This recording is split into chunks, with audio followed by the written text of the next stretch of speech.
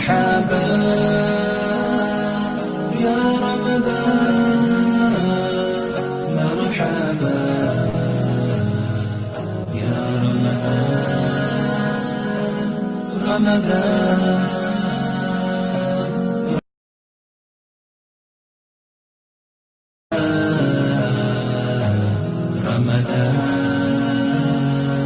مرحبا يا رمضان، مرحبا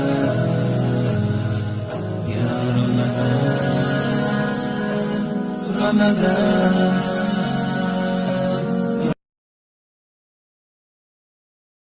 نسألك يا من هو الله الذي لا إله إلا هو الإله الرحمن الرحيم الملك القدوس السلام المؤمن المهيمن العزيز الجبار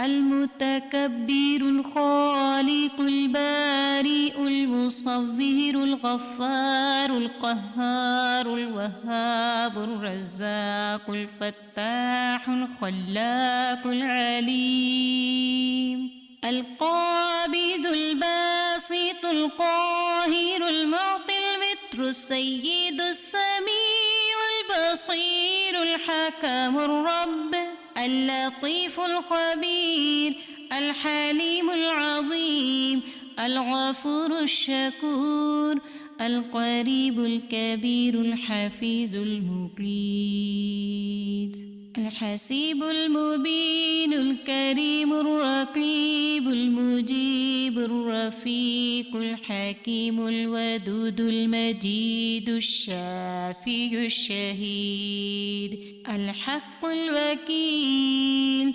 القوي المتين الولي الحميد الجميل الأعلى النصير المالك المليك الحي القيوم الحافظ الواحد الأحد الصمد القادر المقتدر المقدم المؤخر الأول الآخر الأكرم الظاهر الباطن الواسع المتعال البر التواب الديان العفو الرؤوف الجواد المنان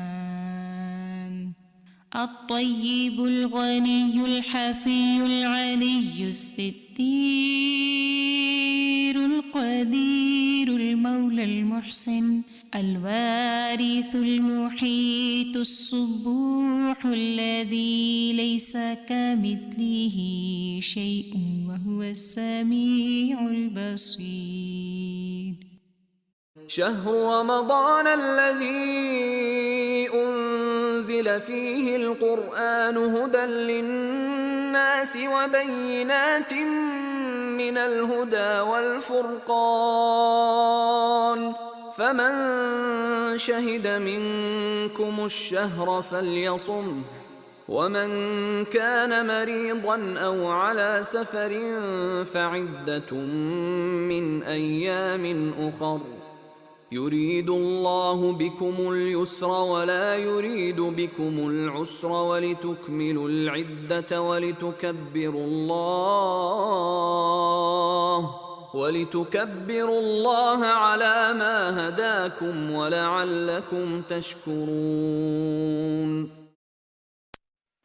الله أكبر الله أكبر لا إله إلا الله والله أكبر الله أكبر ولله الحمد.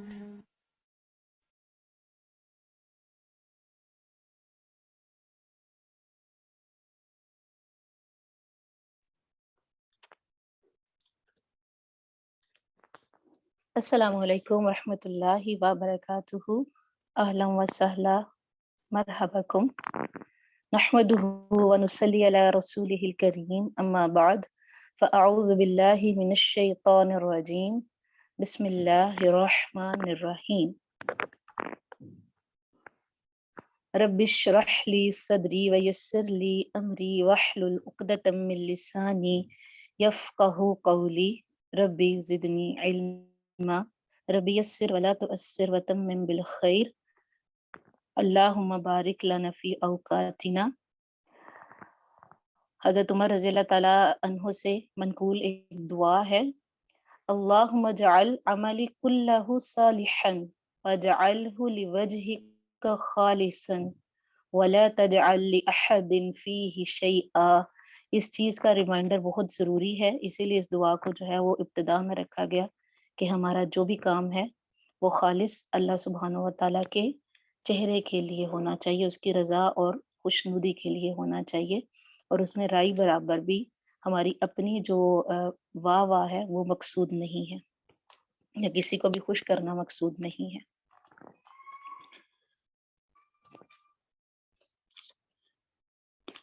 پارہ نمبر 12 کا جو ہے ہم تھوڑا سا خلاصہ کر لیتے ہیں۔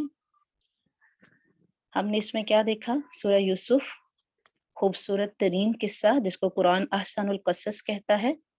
ہر صاحب نعمت سے حسد کیا جاتا ہے، تو نعمت جب تک ظاہر نہ ہو جائے اس کے بارے میں بات ہی نہیں کرنی چاہیے۔ جب نعمت ظاہر ہو جاتی ہے تو پھر اس پر اللہ کا شکر ادا کریں اور اس کو اللہ سبحانہ تعالیٰ کی طرف منسوب کریں۔ جب انسان نعمت کو اللہ کی طرف منسوب کرتا ہے، اس کو اپنا کمال نہیں بتاتا، تو انسان نعمت کے شر سے بچ جاتا ہے۔ یوسف علیہ السلام چونکہ خود برائی سے بچنا چاہتے تھے تو اللہ نے بھی انہیں بچا لیا۔ ہمارے لیے سبق ہے، جو انسان شر سے دور رہنا چاہتا ہے تو اس کی حفاظت خود اللہ سبحانہ تعالیٰ فرماتے ہیں۔ اگر کوئی خود ہی دلچسپی نہیں رکھتا تو اللہ اس کو اس کے حال پر چھوڑ دیتا ہے۔ امتحان سے انسان وہ کچھ سیکھتا ہے جو عام حالات میں نہیں سیکھ سکتا۔ اب دیکھیں یوسف علیہ السلام اگر کنعان میں اپنے والد کے پاس ہوتے، اپنی فیملی میں رہ رہے ہوتے، تو وہ سب کچھ نہ سیکھ سکتے جو انہوں نے مصر میں شاہی محل میں رہ کر سیکھا، اور نہ ہی وہ اس بڑے مقام پر جو مصر کی وزارت اعلیٰ کا عہدہ تھا، فائنانس منسٹر کا، اس تک پہنچ پاتے۔ پھر ایک چیز سیکھنے کی اور ہے کہ پیغمبر کے گھر میں بھی اگر کوئی پیدا ہوا ہے لیکن اس کے اعمال جو ہیں وہ نیک نہیں ہیں تو اس کو کوئی فائدہ نہیں ہے۔ آپ نوح علیہ السلام کے بیٹے کی مثال لے لیں، لوط علیہ السلام کی بیوی کی مثال لے لیں۔ تو نسبت جو ہے وہ آپ کو کوئی فائدہ تب تک نہیں دیتی جب تک آپ کے اپنے اعمال جو ہیں وہ کسی قابل نہ ہو۔ پھر ہر جاندار کا رزق اللہ کے ذمے ہے، اور دین کا رشتہ خون کے رشتے سے بھی زیادہ مضبوط ترین رشتہ ہے۔ ایک اور بڑی اہم بات جو ہمیں پتہ چلتی ہے کہ خواب کا ذکر ہر کسی سے نہیں کرنا چاہیے۔ اگر بہت اچھا خواب ہے تو کسی ایسے کے ساتھ شیئر کریں جو آپ کا خیر خواہ ہے، اور اگر بہت برا خواب آیا ہے تو تب بھی اس کو دوسروں کے ساتھ شیئر نہیں کرنا چاہیے۔ تو آغاز کرتے ہیں 13 پارہ کا۔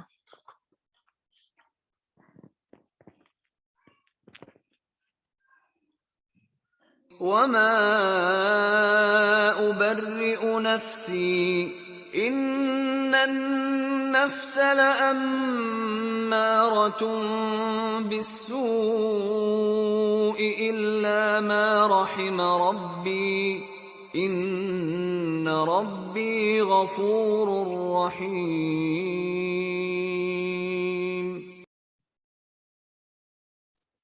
وقال الملك ائتوني به أستخلصه لنفسي فلما كلمه قال إنك اليوم لدينا مكين أمين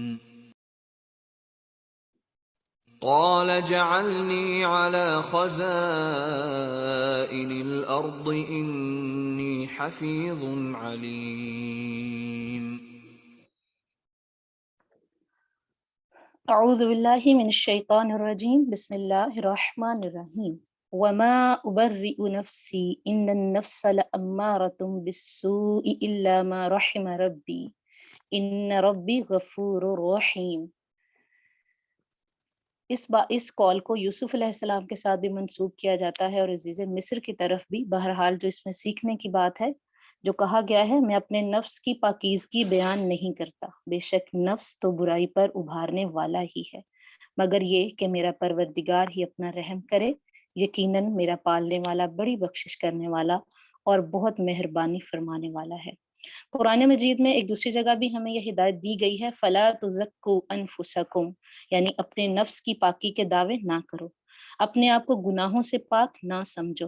دیکھیں ہر انسان کسی نہ کسی درجے پر کہیں نہ کہیں کسی نہ کسی غلطی کا شکار ہو جاتا ہے، کیونکہ غلطی کرنا انسان کی سرشت میں شامل ہے۔ حضرت آدم علیہ السلام جو ہمارے جد ہیں، ہمارے باپ ہیں، ان سے بھی غلطی ہوئی، اور جو جتنا زیادہ تقوی رکھتا ہے، جتنا زیادہ اللہ کے قریب ہوتا ہے، اتنا ہی اس کے اندر ڈر ہوتا ہے اور اتنی ہی اس کو اپنی غلطیاں نظر آتی ہیں۔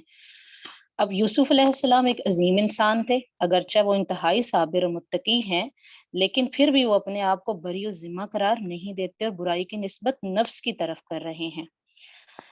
انسان اپنے نفس کی شرارت سے صرف اس وقت بچ سکتا ہے جب اللہ کی رحمت ہو انسان پر، ورنہ انسان اپنے ہی نفس سے دھوکا کھا جاتا ہے اور غلط چیز کو خوبصورت اور فائدہ مند سمجھ کر اس کو کر بیٹھتا ہے، چاہے اس کے بعد اس کو ندامت ہی کیوں نہ ہو۔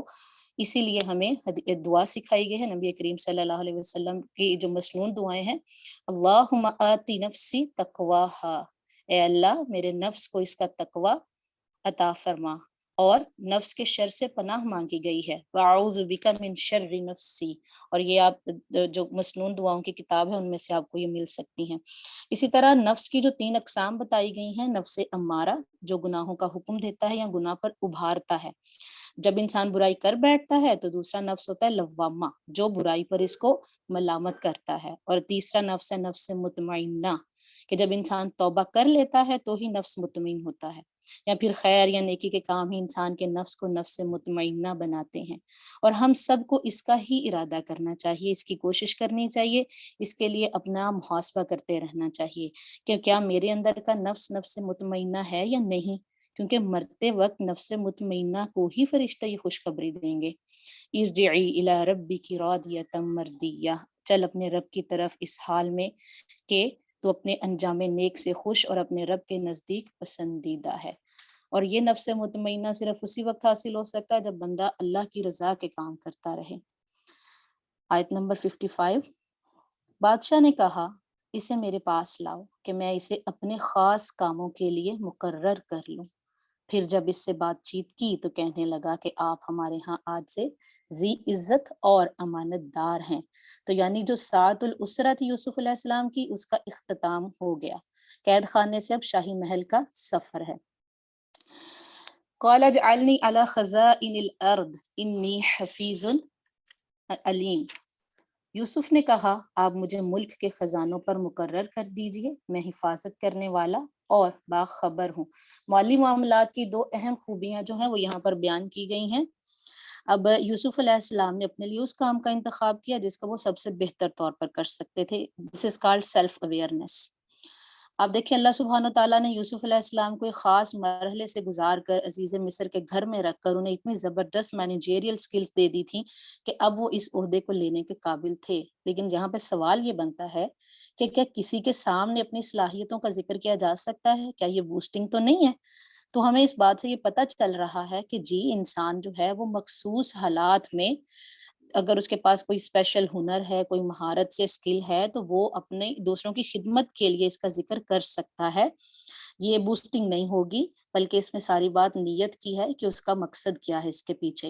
اور پھر دیکھیں یہ بھی بات ہے کہ جب آپ کسی کام کے قابل ہوں اور دیکھ رہے ہوں کہ کوئی اور کر نہیں سکتا یہ کام، اس وقت جو مصر کی سچویشن تھی، جو قحط آ گیا تھا، جو آنے والا تھا، تو اس سے نمٹنے کے لیے جو ضروری تدابیر تھیں وہ اللہ سبحانہ وتعالیٰ نے یوسف علیہ السلام کو سکھائی تھی۔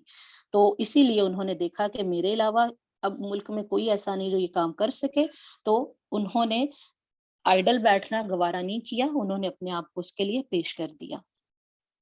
آیت نمبر 56، اسی طرح ہم نے یوسف کو ملک کا قبضہ دے دیا کہ وہ جہاں کہیں چاہے رہے سہے، ہم جسے چاہے اپنی رحمت پہنچا دیتے ہیں، ہم نیکوکاروں کا ثواب ضائع نہیں کرتے۔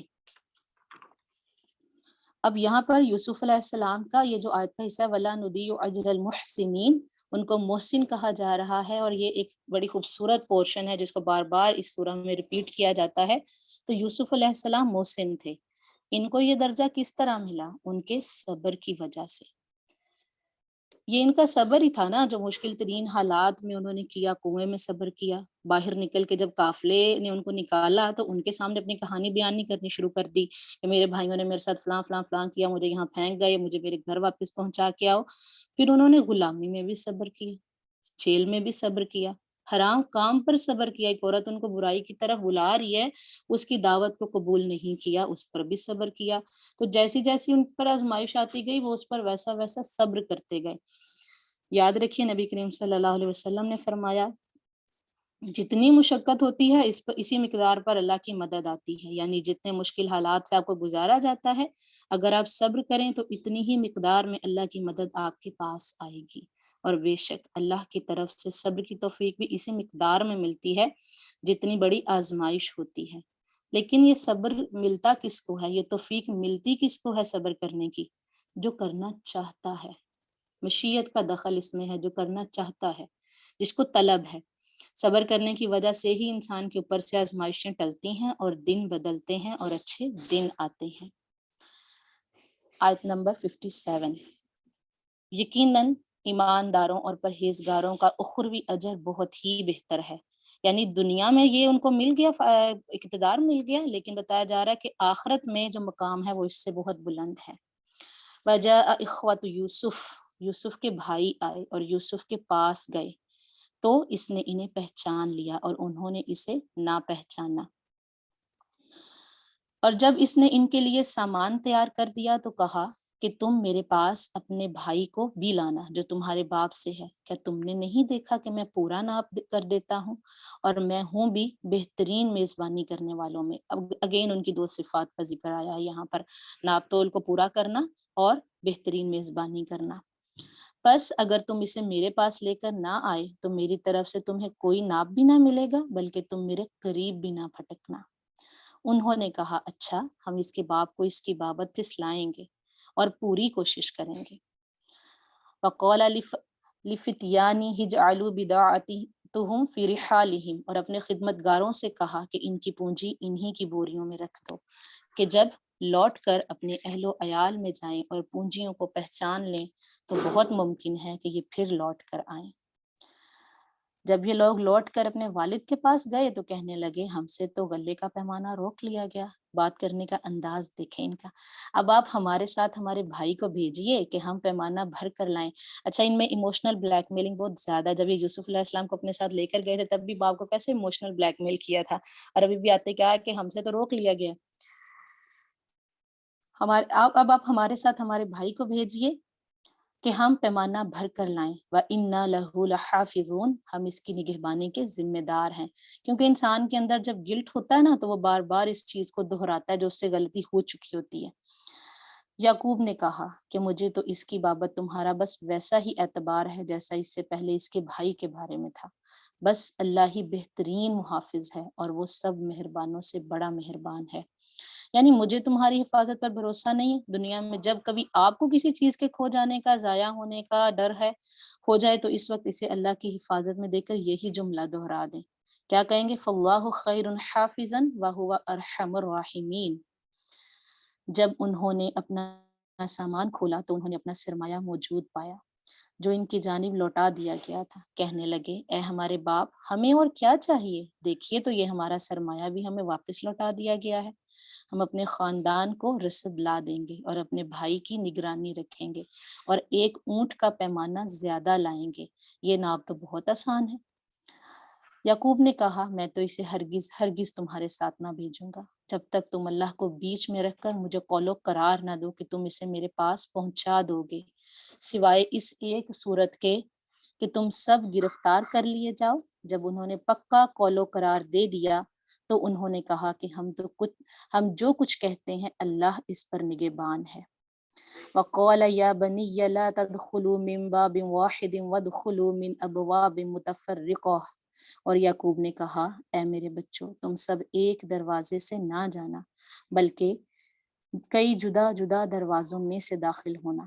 اب یعقوب علیہ السلام نے ایسا کیوں کہا تھا؟ کیونکہ انہیں یہ اندیشہ تھا کہ جب 11 بھائی جو جوان خوبصورت ہیں، صحت مند ہیں، جب اکٹھے کہیں جائیں گے تو لوگ تعجب سے ان کو دیکھیں گے، اور جب کوئی تعجب سے دیکھتا ہے تو حسد کے علاوہ تعجب کی نظر بھی لگ جاتی ہے۔ ہمارے دین میں جو سد ذرائع ہے نا، اس کا بہت زیادہ اہتمام کیا گیا ہے کہ نوبت وہاں تک پہنچے ہی نہیں، تو خود ہی بچنا چاہیے اس چیز سے۔ تو یعقوب علیہ السلام نے انہیں نظر سے بچانے کے لیے بطور تدبیر یہ حکم دیا تھا۔ اب اس آیت سے علماء یہ کہتے ہیں کہ اس میں نظر بد سے بچنے کی دلیل ہے، کیونکہ نبی کریم صلی اللہ علیہ وسلم نے فرمایا نظر لگنا برحق ہے، اور جب آپ صلی اللہ علیہ وسلم نے یہ بھی فرمایا ہے کہ نظر بد آدمی کو قبر میں اور اونٹ کو ہانڈی میں داخل کر دیتی ہے، یعنی اتنی سخت ہوتی ہے۔ ابو ذر رضی اللہ عنہ سے یہ بھی روایت ہے کہ رسول اللہ صلی اللہ علیہ وسلم نے فرمایا بے شک نظر بد آدمی کو اللہ کے حکم سے دیوانہ کر دیتی ہے، یعنی بعض اوقات کسی چیز پر، کسی بات پر ایسی نظر لگ جاتی ہے کہ انسان پاگلوں جیسی حرکت کرنے لگتا ہے۔ آپ صلی اللہ علیہ وسلم نے یہ بھی فرمایا کہ اللہ کی قضا و قدر کے بعد نظر بد ہی میری امت کے اکثر لوگوں کی موت کا باعث بنے گی۔ نظر بد ایک خاص قسم کا تیر ہوتا ہے جس کے ساتھ حسد ہوتا ہے یا جس کی تعریف کی جا رہی ہوتی ہے، تو اس کو جا کر لگتا ہے کہ اگر اس شخص نے اپنا بچاؤ نہ کر رکھا ہو، حفاظت کی دعائیں نہ پڑھ رکھی ہوں، اذکار نہ کر رکھے ہوں، یہ ایک مضبوط قلعہ ہے نا حفاظت کی دعائیں جو ہیں، تو پھر حفاظت نہیں ہوتی اور وہ تیر انسان کو جا کر لگتا ہے۔ تو ہمیں کیا سکھایا گیا ہے کہ جب آپ کوئی اچھی چیز دیکھتے ہیں تو اس پر کیا کہیں بارک اللہ فی، اس طرح ماشاء اللہ لا قوت الا باللہ پڑھنا قرآن سے ثابت ہے۔ تو اب کرنے کے کام کیا ہے؟ نظر بد سے بچنا کیسے ہے؟ ہمیں دعائیں پڑھنی چاہیے جو صبح شام کے ہمارے اذکار ہیں اس میں موجود ہیں، اور معوذتین پڑھنے کا خاص اہتمام کرنا چاہیے، ان کو صبح شام بھی پڑھنے کا، معوذتین کو پڑھنے کا حکم ہے، اور اس کے علاوہ جو ہے وہ نماز کے بعد بھی پڑھنے کا حکم دیا گیا ہے۔ آیت کا اگلا حصہ اسی آیت کا، میں اللہ کی طرف سے آنے والی کسی چیز کو تم سے ٹال نہیں سکتا، حکم صرف اللہ ہی کا چلتا ہے۔ تو یعنی تدبیر تو انسان کر سکتا ہے، لیکن جو اللہ سبحانہ و تعالیٰ نے تقدیر میں لکھ دیا ہے وہ ہو کر رہے گا۔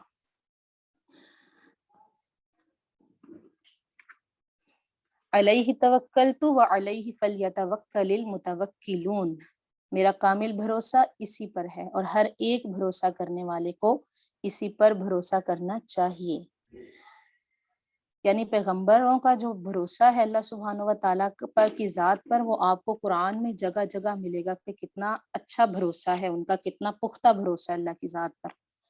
جب وہ انہی راستوں سے گئے جن کا حکم ان کے والد نے انہیں دیا تھا، کچھ نہ تھا کہ اللہ نے جو بات مقرر کر دی ہے وہ اس سے انہیں ذرا بھی بچا لے، مگر یعقوب کے دل میں ایک خیال پیدا ہوا تھا جسے اس نے پورا کر لیا۔ بلا شبہ وہ ہمارے سکھلائے ہوئے علم کا عالم تھا، لیکن اکثر لوگ نہیں جانتے۔ پھر کیا ہوا؟ یہ سب جب یوسف کے پاس پہنچ گئے تو اس نے اپنے بھائی کو اپنے پاس بٹھا لیا، بنیامین جو ان کے بھائی تھے، اور کہا کہ میں تیرا بھائی یوسف ہوں، بس یہ جو کچھ کرتے رہے اس کا کچھ رنج نہ کر، فلا تبتئس بما كانوا يعملون۔ تو یہاں پر دیکھیں یوسف علیہ السلام کے کردار کی ایک اور خوبصورتی کہ جب انہوں نے وہاں پر جب وہ مصر میں گئے قافلہ، تو اپنے بھائیوں کو دو دو کر کے انہوں نے بٹھایا، بنیامین اکیلے رہ گئے کیونکہ ان کے جوڑی دار تو یوسف ہی تھے، تو ان سے انہوں نے چھپ کر ملاقات کی اور اسے بتا دیا کہ میں تیرا بھائی یوسف ہوں، لہٰذا تم اب ان باتوں کا غم نہ کرو جو یہ کرتے رہے تھے۔ یہ ہوتا ہے معاف کرنا۔ عام طور پر ہم معاف کرنے کی بات تو کرتے ہیں لیکن ہم صرف الفاظ ادا کر رہے ہوتے ہیں کہ میں نے سب کو معاف کر دیا ہے، اور رنج و غم یا تکلیف دل سے نکلتا ہی نہیں ہے، کانٹے کی طرح چبھا ہی رہتی ہے وہ چیز۔ تو آپ دیکھیں کہ انہیں اپنے بھائیوں سے کتنا نقصان پہنچ چکا ہے، اور اس کے بعد بھائی نے بھی بتایا ہوگا کہ آپ کے بعد مجھ پر کیا کیا بیتی، کیونکہ وہ ستیلے بھائی تھے سارے اور سب سے چھوٹے بھی تھے، اور چھوٹا جو بہن بھائی ہوتا ہے تو وہ مطلب اس کو بڑی نقصان کا سامنا کرنا پڑتا ہے، ہر کوئی اس کو چھوٹا سمجھ کے اس سے فائدہ لے رہا ہوتا ہے۔ تو یہاں پر وہ کسی مسئلے کا کوئی ذکر نہیں کیا، یقیناً بنیامین نے بتایا ہی ہوگا ان کو۔ تو یوسف علیہ السلام کا یہ جو جملہ ہے فلا تبتئس بما كانوا يعملون، یعنی اگنور کرو، اعراض برتو، تو کتنا اچھا مشورہ ہے یہ۔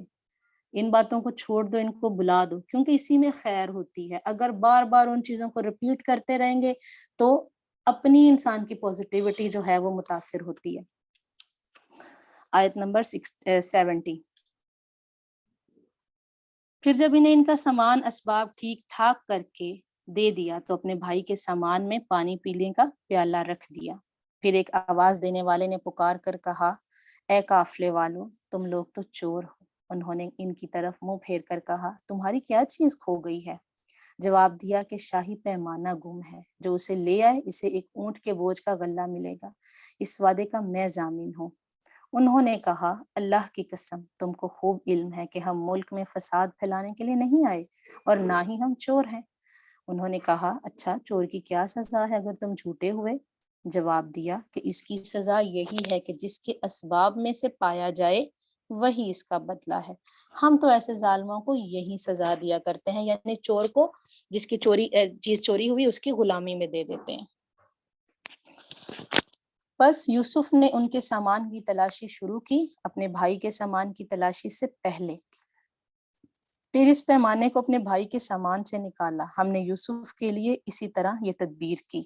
اس بادشاہ کے قانون کی روح سے یہ اپنے بھائی کو نہ لے سکتا تھا مگر یہ کہ اللہ کو منظور ہو، یعنی مصر کے قانون کے مطابق وہ کسی مسافر کو اپنے یہاں قید نہیں کر سکتے تھے، لیکن یعقوب علیہ السلام کی جو شریعت تھی، ان کا جو علاقہ تھا، اس میں یہی اصول چلتا تھا۔ تو اب اسی کو بنیاد بنا کر یہ فیصلہ کیا گیا کہ اگر چور کوئی نکل آتا ہے تو آپ اس کو اپنے پاس رکھ سکتے ہیں۔ ہم جس کے چاہیں درجے بلند کرتے ہیں، وَفَوْقَ كُلِّ ذِي عِلْمٍ عَلِيمٌ، اور ہر علم والے پر فوقیت رکھنے والا دوسرا علم والا موجود ہے۔ یہ بات کس لیے کہی جا رہی ہے؟ تاکہ کوئی بھی اپنے آپ کو سب سے بڑا عالم نہ سمجھے کہ میں بڑی چیز ہوں اور سب سے زیادہ علم میرے ہی پاس ہے۔ اس تکبر میں مبتلا نہ ہو، کیونکہ بدترین تکبر علم کا تکبر ہے نا۔ اور دوسرا معنی اس کا یہ بھی ہے کہ جتنے بھی دنیا میں بڑے بڑے علم والے ہیں، ان سب کے اوپر اللہ کا علم محیط ہے۔ سب سے بڑا علم والا اللہ سبحانہ وتعالیٰ خود ہے۔ تو یاد رکھیں، کسی کو کوئی علم دینا چاہے تھوڑا یا زیادہ، یہ اللہ کی بندے سے محبت کی علامت ہے۔ دنیا تو اللہ تعالیٰ سب کو دیتا ہے، کوئی مسلم ہے لیکن کافر ہے، لیکن دین کا علم صرف اس کو دیتا ہے جس سے اللہ سبحانہ وتعالیٰ محبت فرماتا ہے، کیونکہ حدیث میں آتا ہے نا، میں یرید اللہ بہ خیرا یفقہہ فی، جس کے ساتھ اللہ تعالیٰ بھلائی کا ارادہ کرتا ہے اس کو دین کی سمجھ عطا کر دیتا ہے۔ تو اس لیے ہمیں اس پر شکر ادا کرنا چاہیے کہ اللہ سبحانہ وتعالیٰ نے ہمیں دین کی کچھ سمجھ بوجھ جو ہے وہ عطا فرمائی ہے۔ آیت نمبر 77، انہوں نے کہا کہ اگر اس نے چوری کی تو کوئی تعجب کی بات نہیں، اس کا بھائی بھی پہلے چوری کر چکا ہے۔ اب یہاں بھی حسد اپنا نکال دیا ہے، کیونکہ جب آپ کسی سے حسد کرتے ہیں نا تو کوئی موقع نہیں جانے دیتے اس کو گرانے کا، بدنام کرنے کا۔ کہیں نہ کہیں آپ کے منہ سے نا وہ جو گرج ہوتا ہے وہ نکل آتا ہے، نہیں دیکھ رہے کہ کہاں کھڑے ہیں، سالہ سال گزر چکے ہیں یوسف علیہ السلام کو ان کے ہاتھ سے گئے ہوئے، لیکن ابھی بھی انہوں نے اس کو معاف نہیں کیا۔ یوسف نے اس بات کو اپنے دل میں رکھ لیا، یعنی پھر صبر کر گئے، محسن جو ہوئے۔ یہاں پہ ہمیں اپنا جائزہ لینا ہے کہ کیا ہم ایسا کر سکتے ہیں، دل میں رکھ سکتے ہیں بات؟ اب تو بھائی سامنے ہیں اور پھر ان کے سامنے ہی بات کر رہے ہیں، تو اب یوسف علیہ السلام لے سکتے تھے بدلہ، بات کر سکتے تھے، لیکن کیسا صبر ہے۔ اور ان کے سامنے بالکل ظاہر نہیں کیا، کہا کہ تم بدتر جگہ میں ہو، واللہ عالم بما تصفون، خوبصورت جملہ ہے، اور جو تم بیان کرتے ہو اسے اللہ ہی خوب جانتا ہے۔ یہ دیکھیں، یہ یوسف علیہ السلام کا صبر ہے۔ بڑی بڑی باتیں دل میں اس طرح رکھیں کہ کسی کو شائبہ بھی نہیں گزرے۔ تو جو ہلکے اور کم ظرف لوگ ہوتے ہیں نا، شیلو سطحی لوگ، ان کے اندر کوئی بات ٹکتی نہیں ہے، ادھر سے سنتے ادھر نکال دی، اور اس سے بڑے فسادات پیدا ہوتے ہیں، بہت سی خرابیاں آپس میں، جو لڑائیاں، بہت سے مسائل جو ہیں وہ پیدا ہوتے ہیں۔ آیت نمبر ہے 78، انہوں نے کہا کہ اے عزیز مصر، اس کے والد بڑی عمر کے بالکل بوڑھے شخص ہیں، آپ اس کے بدلے ہم میں سے کسی کو لے لیجئے۔ انا نراک من المحسنین، ہم دیکھتے ہیں کہ آپ بڑے نیک نفس ہیں۔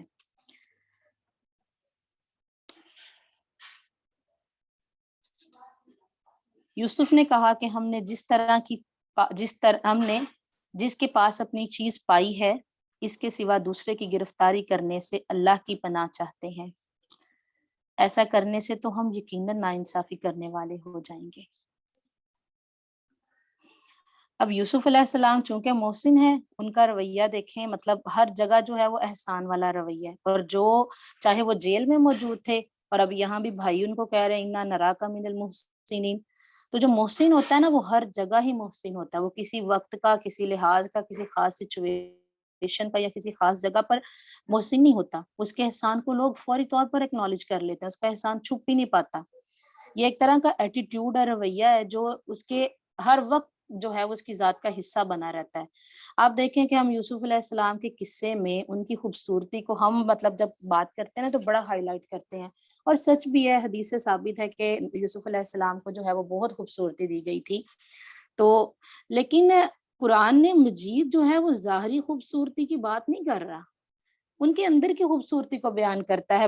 جو بھی لوگ ان سے ملتے ہیں، چاہے وہ قید خانے کے ساتھی تھے، چاہے وہ ان کے بھائی ہیں، ابھی وہ ان کو نہیں پہچان رہی یہ کون ہے، تو وہ فوراً ان کا جو احسان کا رویہ ہے نا وہ ان پر فوراً بیان ہو گیا۔ تو وہ ان کو کیا کہہ رہے ہیں؟ محسن کہہ رہے ہیں، صادق کہہ رہے ہیں۔ تو انسان کی ظاہری خوبصورتی میٹر نہیں کرتی، یہ بس ایک پہلا امپریشن ہوتا ہے، جو لانگ لاسٹنگ امپریشن ہے وہ آپ کے اندر کی خوبصورتی ہے۔ آیت نمبر 80، جب وہ اس سے مایوس ہو گئے تو تنہائی میں بیٹھ کر مشورہ کرنے لگے۔ ان میں جو سب سے بڑا تھا اس نے کہا تمہیں معلوم نہیں کہ تمہارے والد نے تم سے اللہ کی قسم لے کر پختہ قول قرار لیا ہے۔ کہا جاتا ہے کہ یہ وہی بھائی ہے جس نے قتل کرنے سے منع کیا تھا، اور اس سے پہلے یوسف کے بارے میں تم کوتاہی کر چکے ہو، بس میں تو اس سرزمین سے نہ ٹلوں گا جب تک کہ والد صاحب خود مجھے اجازت نہ دے، یا اللہ میرے اس معاملے کا فیصلہ کر دے۔ وَهُوَ خَيْرُ الْحَاكِمِينَ، کیونکہ وہی بہتر فیصلہ کرنے والا ہے۔ تو تقدیر کے فیصلوں کو یہی سمجھ کر قبول کر لینا چاہیے کہ اللہ بہتر فیصلہ کرنے والا ہے۔ تم سب والد صاحب کی خدمت میں واپس جاؤ اور کہو کہ ابا جی آپ کے صاحبزادے نے چوری کی، اور ہم نے وہی گواہی دی تھی جو ہم جانتے تھے، ہم کچھ غیب کی حفاظت کرنے والے نہ تھے۔ آپ اس شہر کے لوگوں سے دریافت فرما لیں جہاں ہم تھے، اور اس قافلے سے بھی پوچھ لیں جس کے ساتھ ہم آئے ہیں، اور یقیناً ہم بالکل سچے ہیں۔ اب انہیں اپنی سچائی کا یقین دلانا پڑ رہا ہے، کیونکہ وہ ایک بار اعتماد کھو چکے ہیں۔ جس پر لوگ ٹرسٹ نہیں نہ کرتے اس کو بڑی بڑی قسمیں کھانی پڑتی ہیں سچا بننے کے لیے، اور جو سچا ہوتا ہے اس کو یقین دہانی نہیں کروانی پڑتی، وہ آل دا ٹائم سچا ہے۔ یعقوب نے کہا یہ تو نہیں، بلکہ تم نے اپنی طرف سے بات بنا لی، پس اب صبر ہی بہتر ہے۔ فصبر جمیل، ایسا صبر جس میں کوئی شکوہ یا شکایت نہیں۔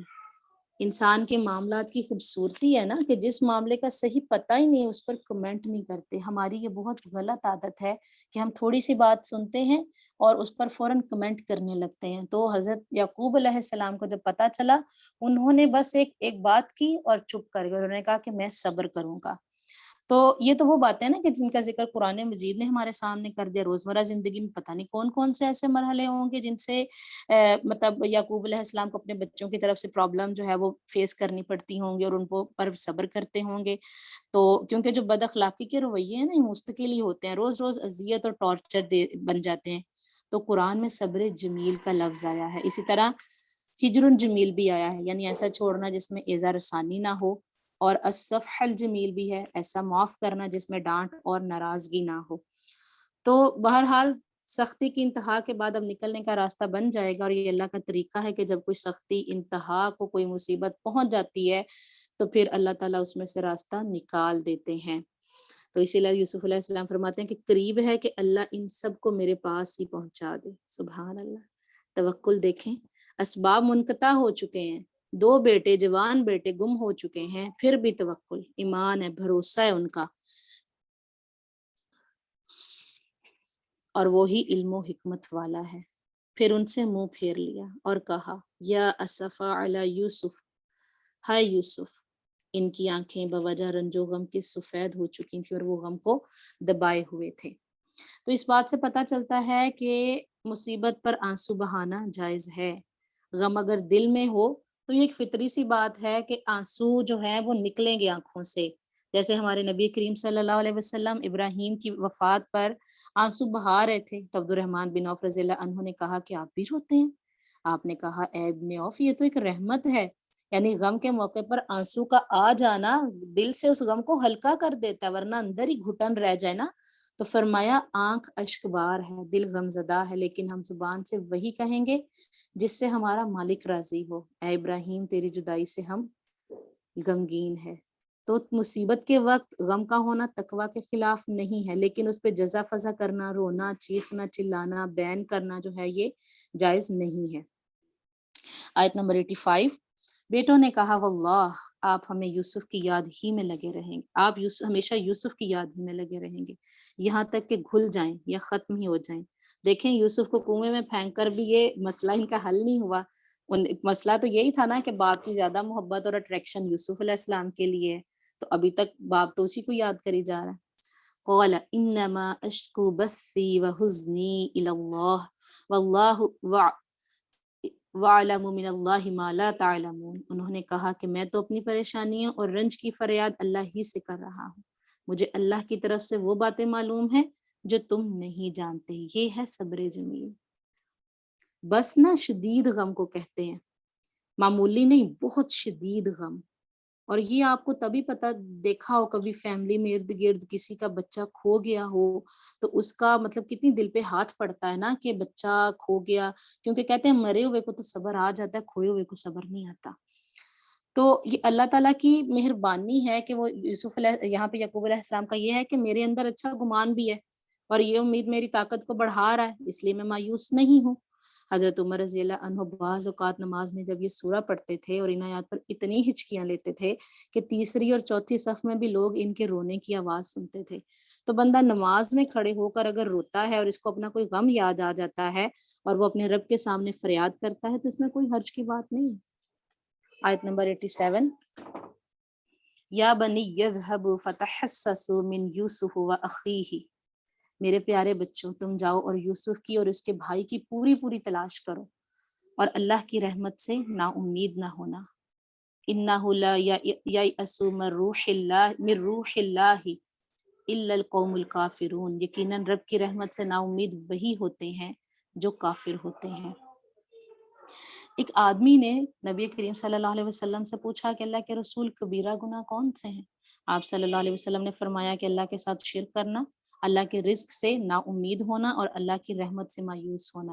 یعنی کتنے بھی حالات تنگ ہیں تو پازیٹیو رہیں، مایوس نہیں ہونا، کیونکہ یہ کفر ہے، یہ کبیرہ گناہ ہے. انشاءاللہ ایک دن آئے گا کہ اللہ اس کو تبدیل کر دے گا. ہر اندھیری رات کے بعد ایک روشن سویرا ہوتا ہے. اور مومن کی یہ خوبی ہے کہ وہ کبھی مایوس نہیں ہوتا، ہمیشہ پر امید رہتا ہے. آیت نمبر 88. پھر جب یہ لوگ یوسف کے پاس پہنچے تو کہنے لگے کہ اے عزیز، ہم کو اور ہمارے خاندان کو دکھ پہنچا ہے، ہم حقیر پونجی لائے ہیں، پس آپ ہمیں ہمارے غلے کا ناپ دیجئے اور ہم پر خیرات کیجئے، اللہ خیرات کرنے والے کو بدلہ دیتا ہے. یوسف نے کہا جانتے بھی ہو کہ تم نے یوسف اور اس کے بھائی کے ساتھ اپنی نادانی کی حالت میں کیا کیا. اذ انتم جاہلون. اخلاق کا اعلیٰ معیار ہے، یہ بینیفٹ آف ڈاؤٹ دے رہے ہیں یوسف علیہ السلام. یعنی تمہیں سمجھ نہیں تھی، اب جان کے دشمن سامنے کھڑے ہیں، حاسدین سامنے کھڑے ہیں اور ان کے ساتھ بھی اچھی طرح بات کر رہے ہیں کہ تم نادان تھے اس لیے ایسا کر لیا. ہم دوسرے کو ایسا بینیفٹ نہیں دیتے کہ یہ ناسمجھ ہے، اس کے اندر دین کی سمجھ نہیں ہے، اس کے اندر اللہ کا خوف نہیں ہے، اس کی اپنی مجبوریاں ہیں، اس لیے اگر یہ کرتا ہے تو اگنور کرو. یہ طریقہ ہمیں آتا ہی نہیں. ہم اس وقت پوری عقل کی بات اس سے چاہتے ہیں، حالانکہ اگلا شخص ہمارے سامنے جو ہوتا ہے نادان ہے. اگین یہاں پہ یوسف علیہ السلام کا جو محسن کا رویہ نا، احسان کا، وہ ہمیں نظر آ رہا ہے. تو زندگی میں آپ کو بھی جب ایسے کسی رویے کا سامنا کرنا پڑتا ہے، لوگوں کی طرف سے باتیں سننی پڑتی ہیں، تو سوچا کریں نہ سمجھ. اس کو سمجھ ہوتی تو یہ بات منہ سے نکالتا ہی نہ، اس سے انسان کی اپنی تکلیف کا لیول کم ہو جاتا ہے. نبی کریم صلی اللہ علیہ وسلم نے فرمایا ہے سختی اکھڑ پن جس چیز میں ہوگا اسے بدنما کر دے گا، اور بے شک اللہ بہت نرم خو ہے، نرمی کو پسند فرماتا ہے. تو لوگوں کے تلخ رویوں کے مقابلے میں نرمی اختیار کرنی چاہیے. نرمی پر اللہ تعالیٰ اتنا عطا کرتا ہے جو سختی پر عطا نہیں کرتا. آیت نمبر 90. انہوں نے کہا واقعی تو ہی یوسف ہے. جواب دیا کہ ہاں میں یوسف ہوں اور یہ میرا بھائی ہے. قد من اللہ علینا انہ من یتقی ویصبر فان اللہ لا یضیع اجر المحسنین. اللہ نے ہم پر فضل و کرم کیا. بات یہ ہے کہ جو بھی پرہیزگاری اور صبر کرے تو اللہ کسی نیکوکار کا اجر ضائع نہیں کرتا.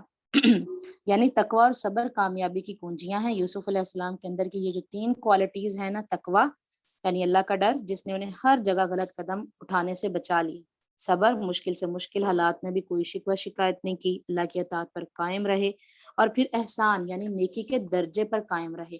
تو یہی چیزیں ہمیں بھی اپنی زندگی میں شامل کر لینی چاہیے۔ اللہ سبحانہ تعالیٰ میں توفیق دے۔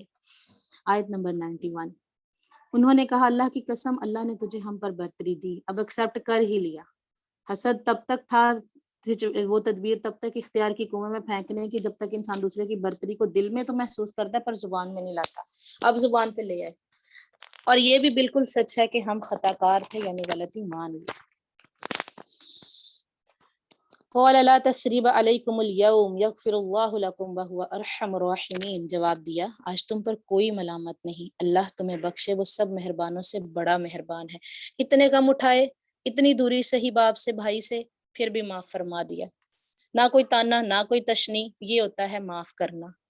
ٹھیک ہے، یہی بات نبی کریم صلی اللہ علیہ وسلم نے مکہ والوں سے کہی تھی جب آپ فاتح ہو کر مکہ میں داخل ہوئے، انتقام لے سکتے تھے، قادر تھے اس بات پر، لیکن معاف کر دیا۔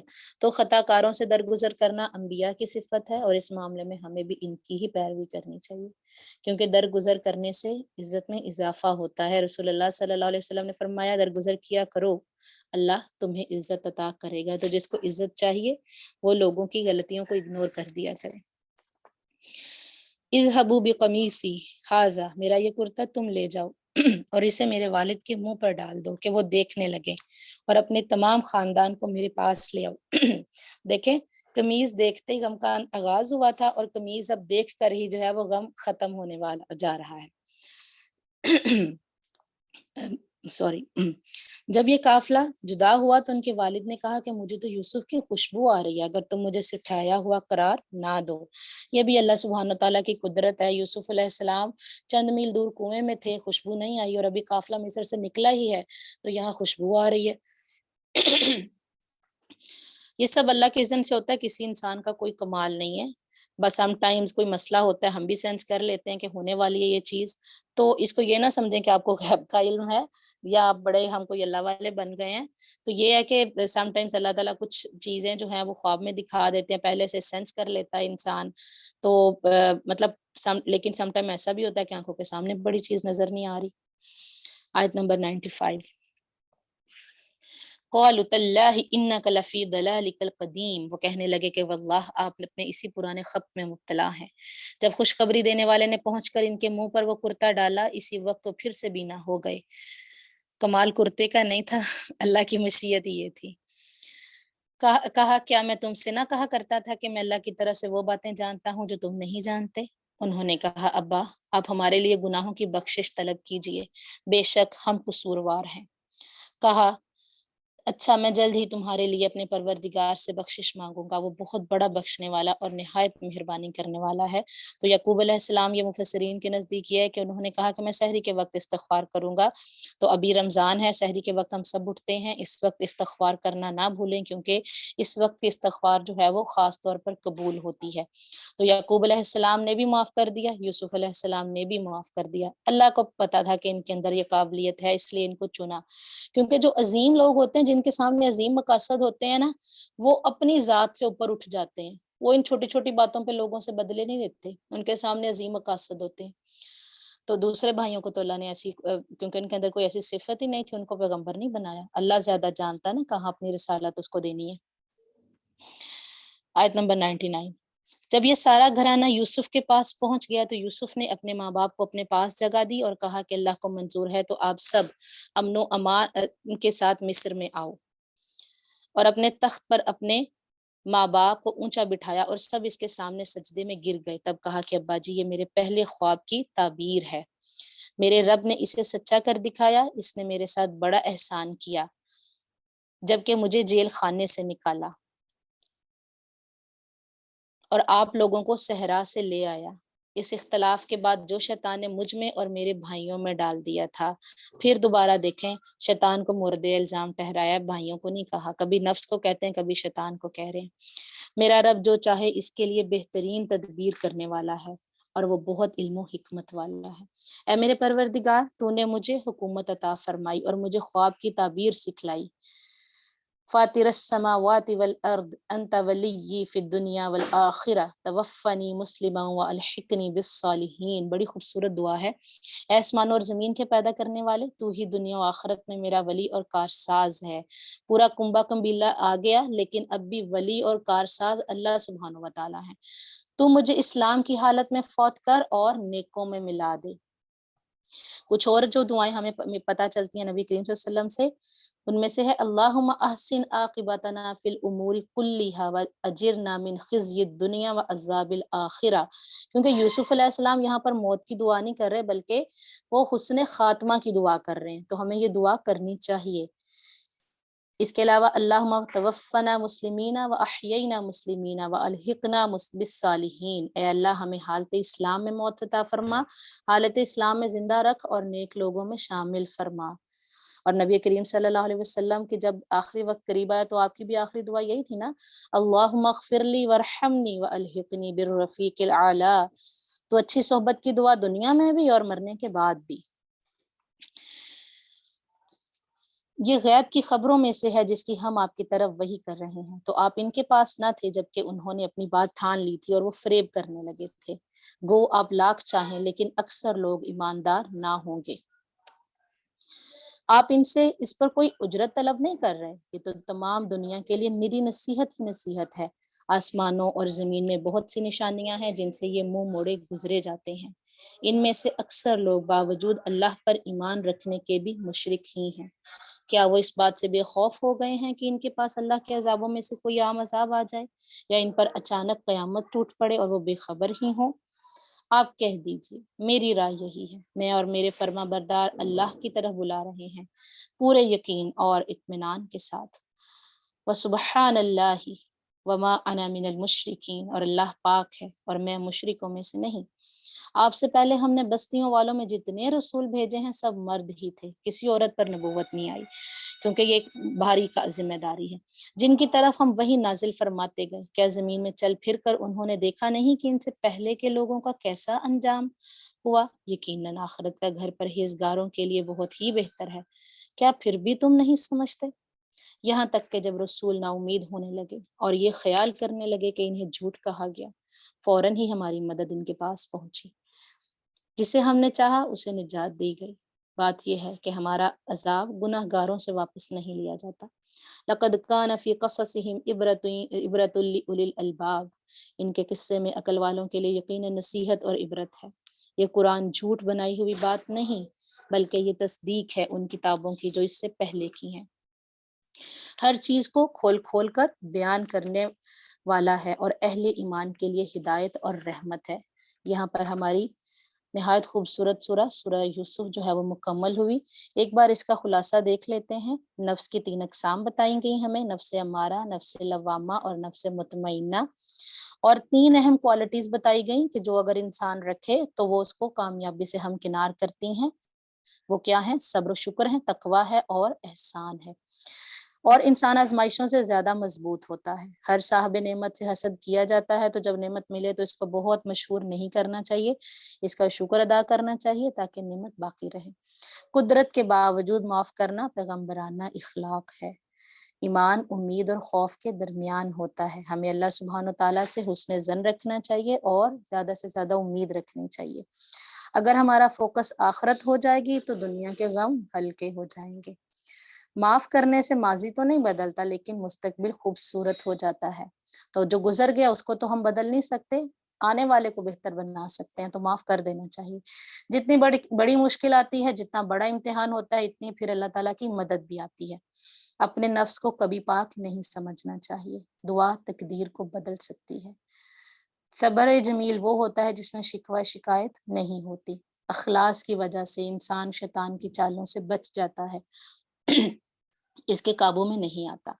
اور برائی کا جواب ہمیشہ اچھائی سے دینا چاہیے۔ اللہ کو پہچاننے والوں کے لیے لوگوں کی باتیں سننا، تنقید سننا آسان ہو جاتا ہے۔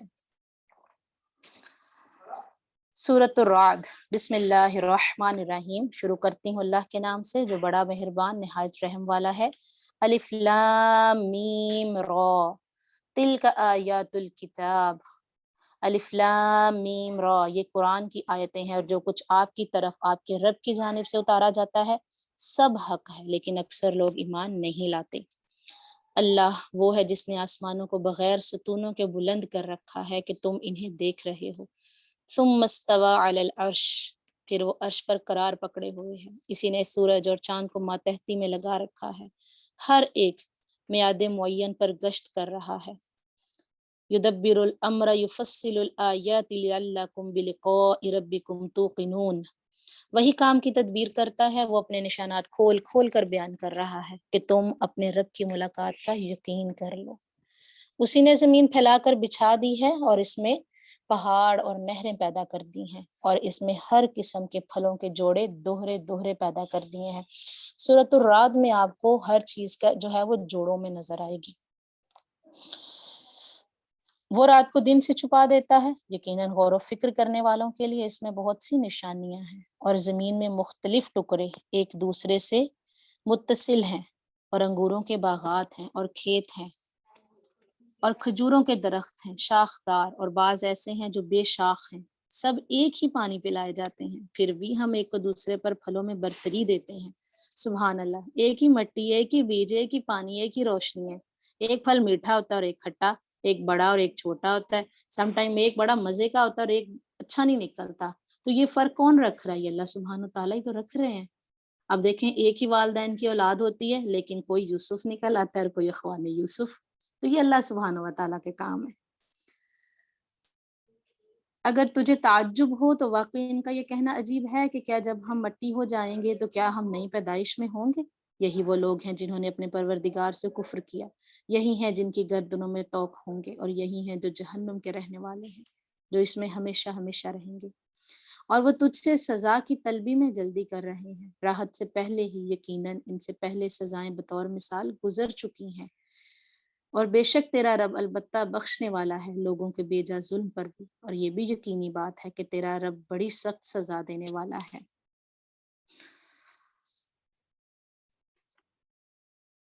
تو یہاں پر امید اور خوف کا نا ہمیں اعتدال بتایا گیا کہ دونوں میں کتنا بیلنس ہونا چاہیے، کہ اللہ سبحانہ تعالیٰ لوگوں کو معاف بھی فرما دیتے ہیں اور ان کی پردہ پوشی بھی کرتے ہیں، حالانکہ وہ ظلم کر رہے ہوتے ہیں، دن رات غلطیاں کر رہے ہیں، اور اس کے ساتھ ساتھ اس کا ذکر بھی کر دیا کہ وہ سخت عذاب دینے والا ہے، تاکہ لوگ امید اور خوف میں اعتدال رکھیں، بہت زیادہ امید پہ بھی نہیں کہ اللہ غفور الرحیم ہے معاف کر دے گا اور جو مرضی کرتے رہیں، اور بہت زیادہ خوف میں بھی نہیں کہ اور کچھ کر ہی نہ پائیں۔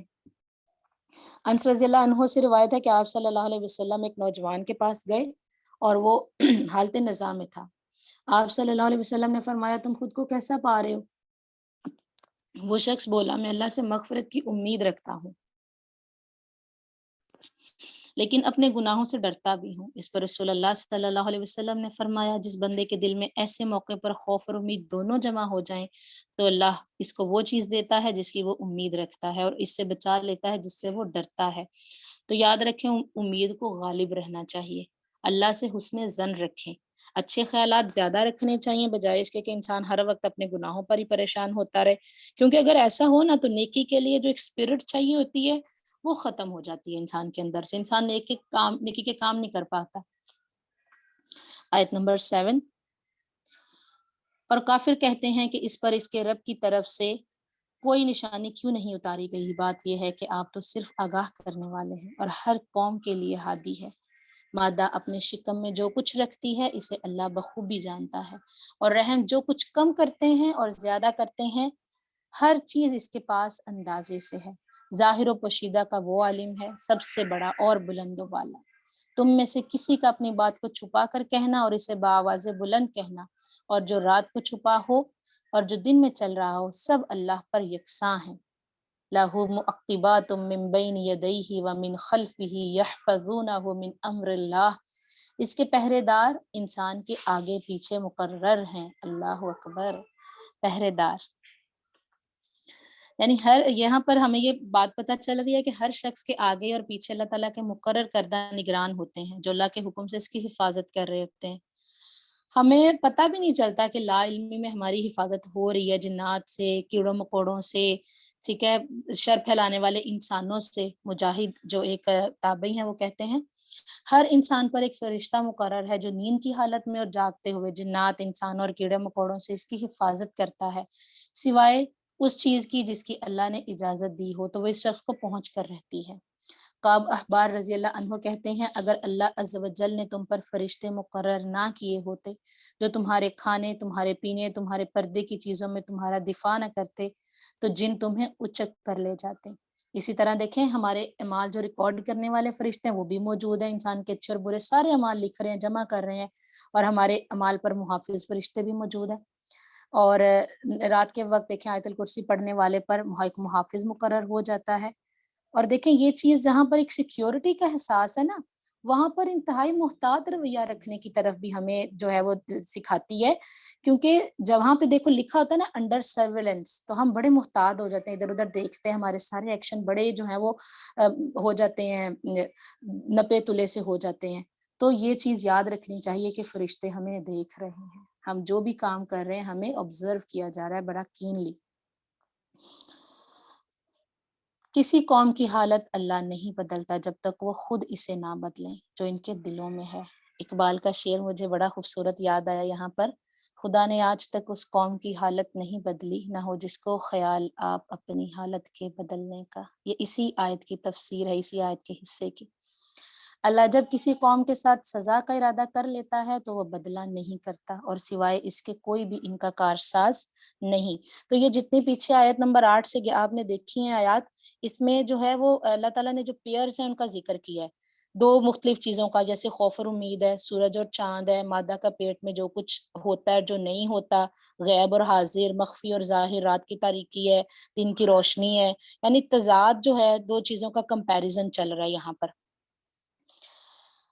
آیت نمبر 12، وہ اللہ ہی ہے جو تمہیں بجلی کی چمک ڈرانے اور امید دلانے کے لیے دکھاتا ہے اور بھاری بادلوں کو پیدا کرتا ہے۔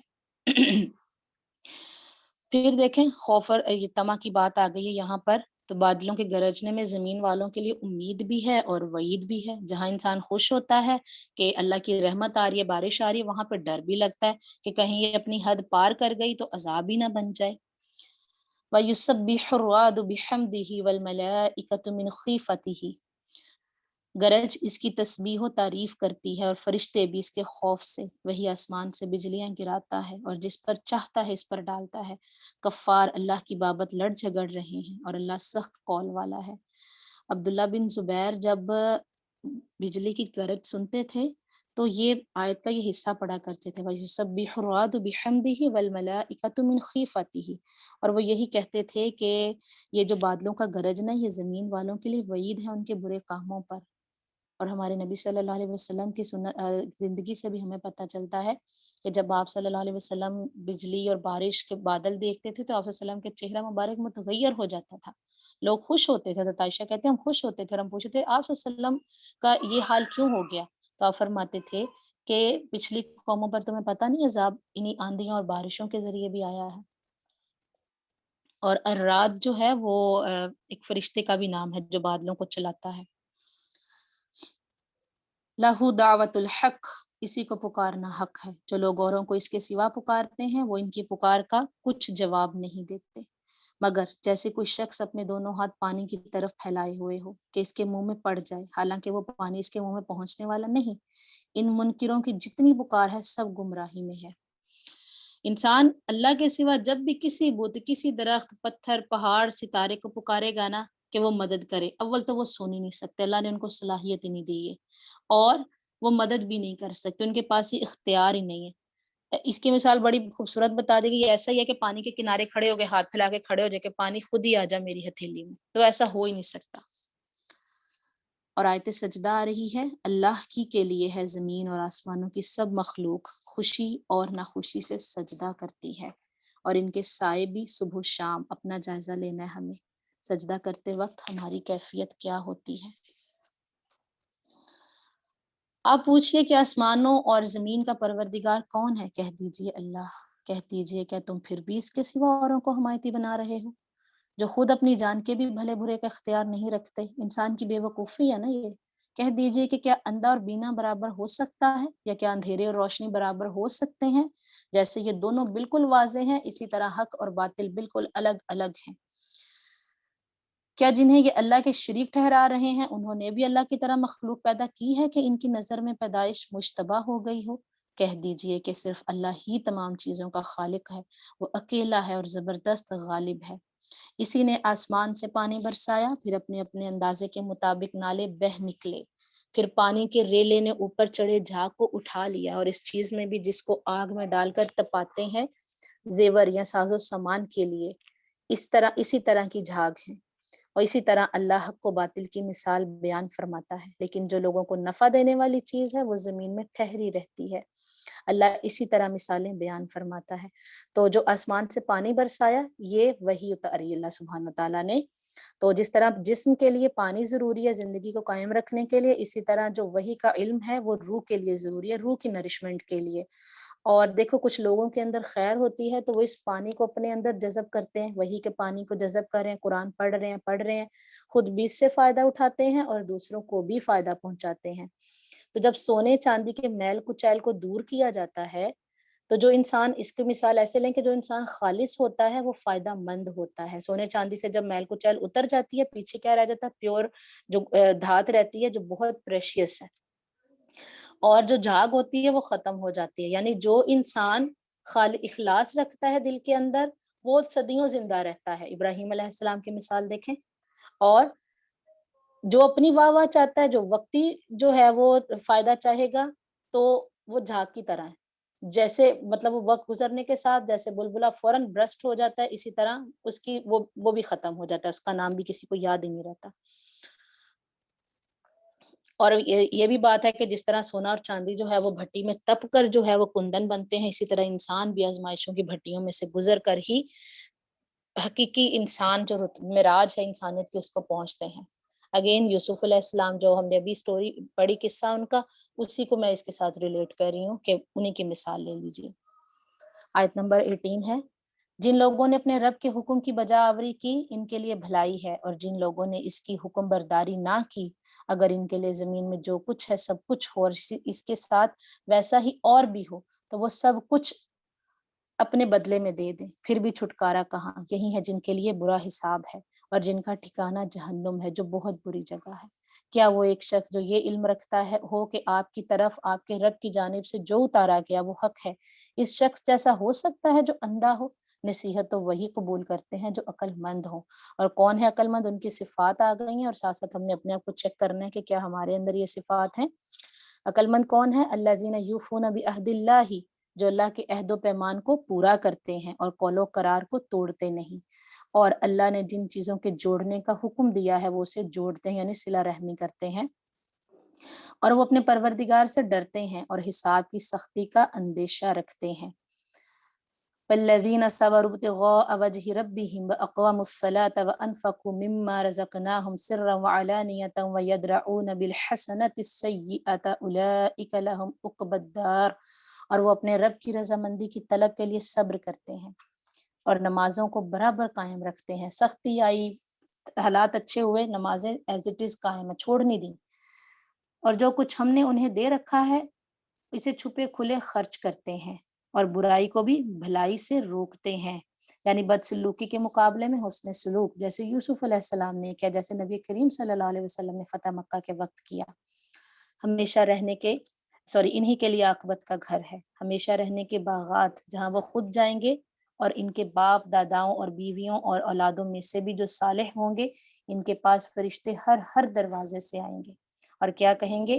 سلام علیکم بما صبرتم فنعم عقبی الدار، کہیں گے کہ تم پر سلامتی ہو، صبر کے بدلے کیا ہی اچھا بدلہ ہے اس دار آخرت کا۔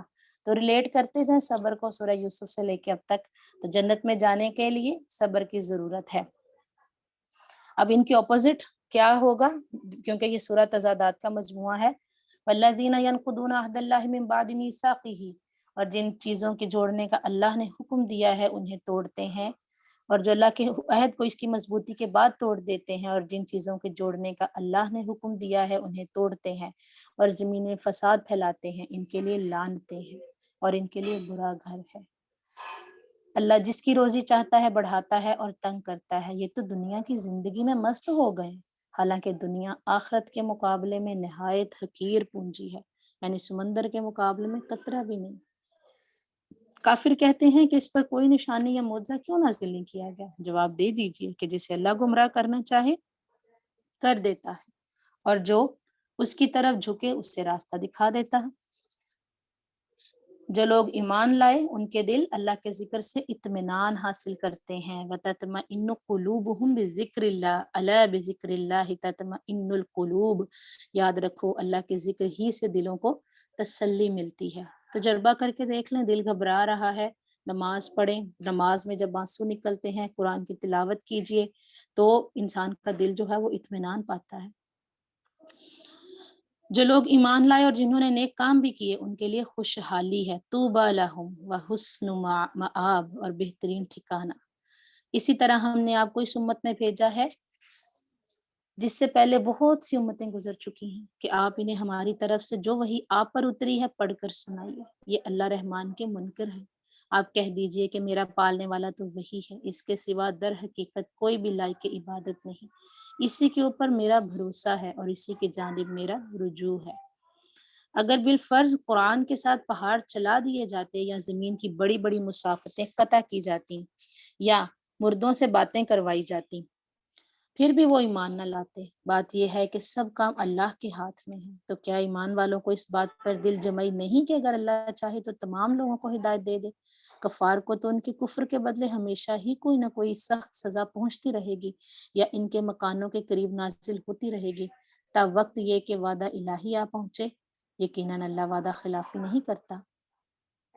یقیناً آپ سے پہلے کے پیغمبروں کا مذاق اڑایا گیا تھا، اور میں نے بھی کافروں کو ڈھیل دی تھی، پھر انہیں پکڑ لیا تھا۔ بس میرا عذاب کیسا رہا؟ آیا وہ اللہ جو کہ نگہبانی کرنے والا ہے ہر شخص کی اس کے کیے ہوئے اعمال پر، انہیں چھوڑ دے گا؟ ان لوگوں نے اللہ کے شریک ٹھہرائے ہیں۔ کہہ دیجئے ذرا ان کے نام تو لو، کیا تم اللہ کو وہ باتیں بتاتے ہو جو وہ زمین میں جانتا ہی نہیں، یا صرف اوپری اوپری باتیں بنا رہے ہو؟ بات اصل یہ ہے کہ کفر کرنے والوں کے ان کے مکر سجا دیے گئے، اور وہ صحیح راستے سے روک دیے گئے ہیں، اور جس کو اللہ گمراہ کر دے اس کو راہ دکھانے والا کوئی نہیں۔ ان کے لیے دنیا کی زندگی میں بھی عذاب ہے، اور آخرت کا عذاب تو بہت ہی زیادہ سخت ہے، اور یہ اللہ کے غضب سے بچانے والا کوئی بھی نہیں۔ اس جنت کی صفت جس کا وعدہ پرہیزگاروں کو دیا گیا ہے یہ ہے کہ اس کے نیچے سے نہریں بہہ رہی ہیں، اس کا میوہ ہمیشگی والا ہے، اور اس کا سایہ بھی۔ یہ ہے انجام پرہیزگاروں کا، اور کافروں کا انجام کار دوزخ ہے۔ جنہیں ہم نے کتاب دی ہے وہ تو جو کچھ آپ پر اتارا جاتا ہے اس سے خوش ہوتے ہیں، اور دوسرے فرقے اس کی بعض باتوں کے منکر ہیں۔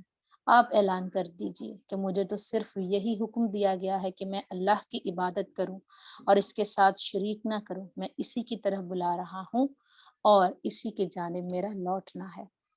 اسی طرح ہم نے اس قرآن کو عربی زبان کا فرمان اتارا ہے۔ اگر آپ نے ان کی خواہشوں کی پیروی کر لی، اس کے بعد کہ آپ کے پاس علم آ چکا ہے، تو اللہ کے سامنے آپ کو کوئی حمایتی ملے گا اور نہ بچانے والا۔ تو علم آنے کے بعد اپنے نفس کی یا لوگوں کی پرواہ کرنا جائز نہیں ہے۔ جو حق ہے اس کو حق سمجھیں اور اس پر عمل کریں۔ ہم آپ سے پہلے بھی بہت سے رسول بھیج چکے ہیں، اور ہم نے ان سب کو بیوی بچوں والا بنایا تھا۔ کسی رسول سے نہیں ہو سکتا کہ کوئی نشانی بغیر اللہ کی اجازت کے لے آئے۔ ہر مقررہ وعدے کی ایک لکھت ہے۔ تو اس سے پتہ چلتا ہے کہ تقدیر اللہ کے ہاتھ میں ہے۔ لوح محفوظ پر کچھ لکھا جائے، مٹا دیا جائے، تقدیر بنے بگڑے، وہ سب اللہ ہی کے فیصلوں سے ہوتا ہے، لیکن دعا تقدیر کو بدل سکتی ہے۔ اللہ جو چاہے مٹا دے اور جو چاہے ثابت رکھے، لوح محفوظ اسی کے پاس ہے۔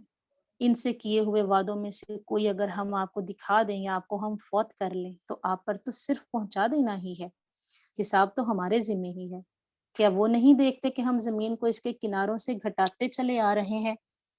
اللہ حکم کرتا ہے، کوئی اس کے احکام پیچھے ڈالنے والا نہیں، وہ جلد حساب لینے والا ہے۔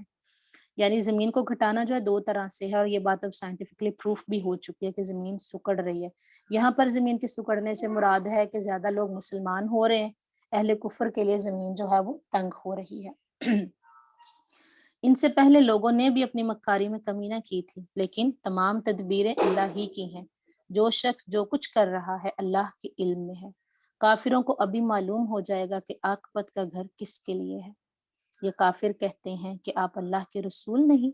آپ جواب دیجئے کہ مجھ میں اور تم میں اللہ گواہی دینے والا کافی ہے۔ عندہ علم الکتاب، اور وہ جس کے پاس کتاب کا علم ہے۔ سورہ ابراہیم مکمل ہوئی، سورہ ابراہیم کہہ رہی ہوں، سورۃ الرعد مکمل ہوئی۔ سٹارٹ کریں گے سورہ ابراہیم۔ بسم اللہ الرحمن الرحیم۔ الف لام را کتاب انزلناہ الیک لتخرج الناس من الظلمات الی النور۔ شروع اللہ کے نام سے جو بہت مہربان نہایت رحم والا ہے۔ الف لام را، یہ عالی شان کتاب ہم نے آپ کی طرف اتاری ہے کہ آپ لوگوں کو اندھیرے سے اجالے کی طرف لائیں۔ کتاب کا مقصد بتایا جا رہا ہے کہ یہ جہالت کے اندھیرے، کفر کے اندھیروں، غموں کے اندھیروں، دکھوں، پریشانی اور مایوسی کے اندھیرے سے نکالنے والی ہے، اور یہی کتاب کے آنے کا مقصد ہے کہ یہ انسان کو ان اندھیروں سے نکال کر نور میں، روشنی میں لے کر آتی ہے۔ ان کے پروردگار کے حکم سے، زبردست اور تعریفوں والے اللہ کی طرف۔ اور کون ہے اللہ؟ اللہ الذی لہ ما فی السماوات و ما فی الارض، وہ اللہ کے جو کچھ آسمانوں اور زمین میں ہے سب اسی کا ہے، اور کافروں کے لیے تو سخت عذاب کی خرابی ہے، جو آخرت کے مقابلے میں دنیا کی زندگی کو پسند رکھتے ہیں اور جو اللہ کے راستے سے روکتے ہیں۔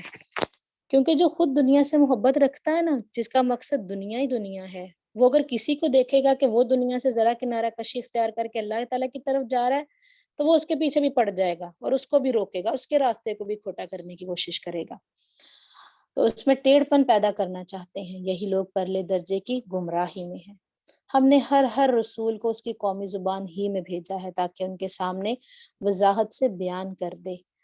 فَيُضِلُّ اللَّهُ مَن يَشَاءُ وَيَهْدِي مَن يَشَاءُ، اب اللہ جسے چاہے گمراہ کر دے اور جسے چاہے راہ دکھا دے، وہ بڑا زبردست حکمت والا ہے۔ یاد رکھو جبکہ ہم نے موسیٰ کو اپنی نشانیاں دے کر بھیجا کہ تو اپنی قوم کو اندھیروں سے روشنی میں لے آ اور انہیں اللہ کے احسانات یاد دلا۔ اس میں ہر ایک صبر و شکر کرنے والے کے لیے نشانیاں ہیں۔ صبر اور شکر دو خوبیاں ساتھ ساتھ آئی ہیں، کیونکہ انسان دونوں میں سے کسی ایک حالت میں ہوتا ہے، لیکن صبر کو شکر پر مقدم رکھا گیا ہے، کیونکہ شکر جو ہے وہ صبر کا ہی نتیجہ ہوتا ہے۔ حدیث میں ہے کہ رسول اللہ صلی اللہ علیہ وسلم نے فرمایا، مومن کا معاملہ بھی عجیب ہے، اس کا ہر معاملہ ہی اس کے لیے بہتر ہے۔ اگر اسے تکلیف پہنچے اور وہ صبر کرے تو یہ بھی اس کے حق میں بہتر ہے، اور اگر اسے کوئی خوشی پہنچے وہ اس پر اللہ کا شکر ادا کرے تو یہ بھی اس کے حق میں بہتر ہے۔ جس وقت موسیٰ نے اپنی قوم سے کہا کہ اللہ کے وہ احسانات یاد کرو جو اس نے تم پر کیے تھے، جبکہ اس نے تمہیں فرعونیوں سے نجات دی جو تمہیں بڑے دکھ پہنچاتے تھے، تمہارے لڑکوں کو قتل کرتے تھے اور تمہاری لڑکیوں کو زندہ چھوڑ دیتے تھے، اس میں تمہارے رب کی طرف سے تم پر بہت بڑی آزمائش تھی۔ اور جب تمہارے پروردگار نے تمہیں آگاہ کر دیا کہ لَإِن شَكَرْتُمْ لَأَزِيدَنَّكُمْ، اگر تم شکر گزاری کرو گے تو بے شک میں تمہیں زیادہ دوں گا، وَلَئِن كَفَرْتُمْ إِنَّ عَذَابِي لَشَدِيدٌ، اور اگر تم ناشکری کرو گے تو یقیناً میرا عذاب سخت ہے۔ نعمت پر جو شکر کرنا ہے، لَإِن شَكَرْتُمْ لَأَزِيدَنَّكُمْ، نعمت میں اضافہ کر دیتا ہے۔ شکر نعمت کو قید کر دیتا ہے، اور ہوتا کیا ہے شکر؟ نعمت کو پہچاننا، سب سے پہلے اعتراف نعمت، اور پھر اس چیز کا اقرار کرنا، کس طرح؟ جس نے دی ہے نعمت، اس کے سامنے عاجزی، انکساری اور محبت سے اس بات کا اقرار کرنا اور اس بات پر گریٹیٹیوڈ کا اظہار کرنا، یہ ہے شکر۔ جب بھی انسان پر اللہ کا شکر ہوتا ہے، اللہ کا فضل آتا ہے، تو اسے مزید نیک کاموں کی توفیق ملتی ہے اور اس پر اسے اجر بھی ملتا ہے۔ ٹھیک ہے، بیماری میں بھی انسان شکر ادا کرے تو اللہ تعالیٰ پہلے سے اچھی صحت دے دیتا ہے۔ ایوب علیہ السلام کی مثال آپ کے سامنے ہے، بیماری صحت کا باعث بن جاتی ہے، کئی چھپے ہوئے امراض درست ہو جاتے ہیں، لیکن اس کے برعکس نہ شکری کیا ہوتی ہے؟ انسان اگر واویلا مچا رہا ہے، انسان کہے کہ میں ہی کیوں، مجھ پر ہی کیوں مشکل آئی، تو اللہ کی ناراضگی آتی ہے۔ ہر حال میں شکر کے کلمات ادا کرتے رہنا چاہیے. الحمدللہ رب العالمین. نبی صلی اللہ علیہ وسلم کی مثال سامنے رکھیں، جب بھی ان پر اچھے لمحات تھے خوشحالی الحمدللہ کہا، اور جب ان کے اوپر ذرا سختی آتی تو کیا کہتے؟ الحمدللہ علی کل حال. اس معاملے میں نا خواتین کا خاص طور پر ہائی لائٹ کروں گی کہ خواتین کو خاص طور پر شکر ادا کرنے میں مشکل ہوتی ہے. نبی صلی اللہ علیہ وسلم نے بھی اس کی طرف توجہ دلائی ہے کہ وہ شوہروں کی شکر گزار نہیں ہوتی، ان کی طرف سے جو مل رہا ہوتا ہے اس کا کوئی ذکر نہیں کرتی، اور اگر کوئی تکلیف ذرا سی پہنچے، کہیں کسی حق میں کمی ہوتی ہے تو وہ پھر سب کو نشر کر دیتی ہیں اور کہتی ہیں کہ مجھے تو میرے شوہر سے کبھی کوئی بھلائی ملی نہیں ہے. تو اس رویے سے جو ہے وہ اجتناب کرنا چاہیے. آیت نمبر ہے ہماری 8. موسیٰ نے کہا کہ اگر تم سب اور روئے زمین کے تمام انسان اللہ کی ناشکری کریں تو بھی اللہ بے نیاز اور تعریفوں والا ہے. اللہ کو تمہارے شکر کی ضرورت نہیں ہے. کیا تمہارے پاس تم سے پہلے کے لوگوں کی خبریں نہیں آئیں، یعنی قوم نوح کی اور عاد و ثمود کی اور ان کے بعد والوں کی، جنہیں سوائے اللہ کے اور کوئی نہیں جانتا؟ ان کے پاس ان کے رسول معجزے لائے، لیکن انہوں نے اپنے ہاتھ اپنے منہ میں دبا لیے اور صاف کہہ دیا کہ جو کچھ تمہیں دے کر بھیجا گیا ہے ہم اس کے منکر ہیں، اور جس چیز کی طرف تم ہمیں بلا رہے ہو ہمیں تو اس میں بڑا بھاری شبہ ہے. ان کے رسولوں نے انہیں کہا کہ کیا حق تعالیٰ کے بارے میں تمہیں شک ہے جو آسمانوں اور زمین کا بنانے والا ہے؟ وہ تو تمہیں اس لیے بلا رہا ہے کہ تمہارے تمام گناہ معاف فرما دے اور ایک مقرر وقت تک تمہیں مہلت عطا فرمائے. انہوں نے کہا کہ تم تو ہم جیسے ہی انسان ہو، تم چاہتے ہو کہ ہمیں ان خداؤں کی عبادت سے روک دو جن کی عبادت ہمارے باپ دادا کیا کرتے تھے. انسان روایت پرست ہے نا. اچھا تو ہمارے سامنے کوئی کھلی دلیل تو پیش کرو. ان کے پیغمبروں نے ان سے کہا کہ یہ تو سچ ہے کہ ہم تم جیسے ہی انسان ہیں، لیکن اللہ اپنے بندوں میں سے جن پر چاہتا ہے اپنا فضل عطا کرتا ہے، یعنی انہیں نبوت دے دیتا ہے. اللہ کے حکم کے بغیر ہماری مجال نہیں کہ ہم کوئی معجزہ تمہیں لا دکھائیں، اور ایمانداروں کو صرف اللہ ہی پر بھروسہ رکھنا چاہیے. زبردست صفت ہے توکل کی. انسان کو لوگوں کے ڈر سے نجات مل جاتی ہے جب وہ توکل اللہ پر کرتا ہے تو. اور آخر کیا وجہ ہے کہ ہم اللہ پر بھروسہ نہ رکھیں جبکہ اسی نے ہمیں ہماری راہیں سجھائی ہیں. واللہ جو ایزائیں تم ہمیں دو گے ہم ان پر صبر ہی کریں گے. اگین صبر کی بات ہے. توکل کرنے والوں کو یہی لائق ہے کہ اللہ ہی پر توکل کریں. کافروں نے اپنے رسولوں سے کہا کہ ہم تمہیں ملک بدر کر دیں گے، اب یہ دھمکیوں پر اتر آئیں، یا تم پھر ہم سے ہمارے مذہب میں لوٹ آؤ. تو ان کے پروردگار نے ان کی طرف وہی بھیجی کہ ہم ان ظالموں ہی کو غارت کریں گے، یعنی اپنی مائیت کا جو ہے وہ احساس دیا. اور ان کے بعد ہم خود تمہیں اس زمین میں بسائیں گے. بینیفٹس یہ ہے ان کے لیے جو میرے سامنے کھڑے ہونے کا ڈر رکھیں اور میری وعید سے خوف زدہ رہیں. ایک اور مقام پر بھی قرآن مجید میں آتا ہے نا، وَأَمَّا مَنْ خَافَ مَقَامَ رَبِّهِ وَنَهَى النَّفْسَ عَنِ الْهَوَىٰ فَإِنَّ الْجَنَّةَ هِيَ الْمَأْوَىٰ. سورۃ النازعات ہے یہ. جو اپنے رب کے سامنے کھڑا ہونے سے ڈر گیا اور اپنے نفس کو اس کی خواہشات سے روک لیا، یقیناً جنت اس کا ٹھکانہ ہے. اور سورہ رحمان میں اللہ سبحانہ تعالیٰ کیا فرماتے ہیں؟ وَلِمَنْ خَافَ مَقَامَ رَبِّهِ جَنَّتَانِ. جو اپنے رب کے سامنے کھڑا ہونے سے ڈر گیا اس کے لیے 2 جنتیں ہیں. دیکھیں یہ خوف ہے جو انسان کو بری بات زبان سے نکالنے سے روکتا ہے، کسی بھی گناہ کو کرنے سے روک دیتا ہے، بیڈ بیہیویئر سے روک دیتا ہے، اچھا اور مخلص انسان بناتا ہے، اس سے عبادات کرواتا ہے، عبادات میں تھکاتا ہے. جیسے آج کل رمضان ہے، روٹین بڑی ٹف ہو جاتی ہے نا، سحری، افطاری، ایکسٹرا تیاری، پھر قیام اللیل ہوتا ہے، تراویح ہوتی ہے، نمازیں بھی ہم بڑی خوبصورتی سے ادا کرنے کی کوشش کر رہے ہوتے ہیں. تو اگر یہ ڈر انسان کے دل میں پیدا ہو جائے کہ میں اپنے رب کے سامنے کھڑا ہوں تو اس کے لیے نیکی کرنا قدرے آسان ہو جاتا ہے. اور انہوں نے فیصلہ کیا اور ہر سرکش ضدی نامراد ہوا. اس کے سامنے دوزخ ہے جہاں وہ پیپ کا پانی پلایا جائے گا جسے بمشکل گھونٹ گھونٹ پیے گا، پھر بھی اسے گلے سے اتار نہ سکے گا، اور اسے ہر جگہ سے موت آتی دکھائی دے گی. یہ کن کا حال ہے؟ منکرین کا، کافروں کا. لیکن وہ مرنے والا نہیں، پھر اس کے پیچھے بھی سخت عذاب ہے. ان لوگوں کی مثال جنہوں نے اپنے پالنے والے سے کفر کیا، ان کے اعمال مثل اس راکھ کے ہیں جس پر تیز ہوا آندھی والے دن چلے. جو بھی انہوں نے کیا اس میں سے کسی چیز پر قادر نہ ہوں گے. یہی دور کی گمراہی ہے. کیا تو نے نہیں دیکھا کہ اللہ نے آسمانوں کو اور زمین کو بہترین تدبیر کے ساتھ پیدا کیا ہے؟ اگر وہ چاہے تو تم سب کو فنا کر دے اور نئی مخلوق لائے۔ وما ذالک علی اللہ بعزیز، اللہ پر یہ کام کچھ بھی مشکل نہیں۔ سب کے سب اللہ کے سامنے روبرو کھڑے ہوں گے۔ اس وقت کمزور لوگ متکبروں سے کہیں گے کہ ہم تو تمہارے تابع دار تھے، تو کیا تم اللہ کے عذابوں میں سے کچھ عذاب ہم سے دور کر سکتے ہو؟ وہ جواب دیں گے کہ اگر اللہ ہمیں ہدایت دیتا تو ہم بھی ضرور تمہاری رہنمائی کر دیتے۔ اگر اب تو ہم پر بے قراری کرنا، صبر کرنا دونوں ہی برابر ہے، ہمارے لیے کوئی چھٹکارا نہیں۔ تو دنیا میں ہم کس کے پیچھے چل رہے ہیں، سوچ سمجھ کر یہ فیصلہ کیجیے۔ اور جب کام کا فیصلہ کر دیا جائے گا تو شیطان کہے گا، اب شیطان کا خطبہ شروع ہو رہا ہے کہ اللہ نے تو تمہیں سچا وعدہ دیا تھا اور میں نے تم سے جو وعدے کیے تھے ان کے خلاف کیا، میرا تم پر کوئی دباؤ تو تھا ہی نہیں، میں نے تو صرف تمہیں ایک چیز کرنے پر اکسایا، ہاں میں نے تمہیں پکارا اور تم نے میری مان لی، بس تم مجھے الزام نہ لگاؤ بلکہ خود اپنے آپ ہی کو ملامت کرو، نہ میں تمہارا فریاد رس اور نہ تم میری فریاد کو پہنچنے والے، میں تو سرے سے مانتا ہی نہیں کہ تم مجھے اس سے پہلے اللہ کا شریک مانتے رہے ہو۔ اس دن سب چیزوں کو نگیٹ کر دے گا۔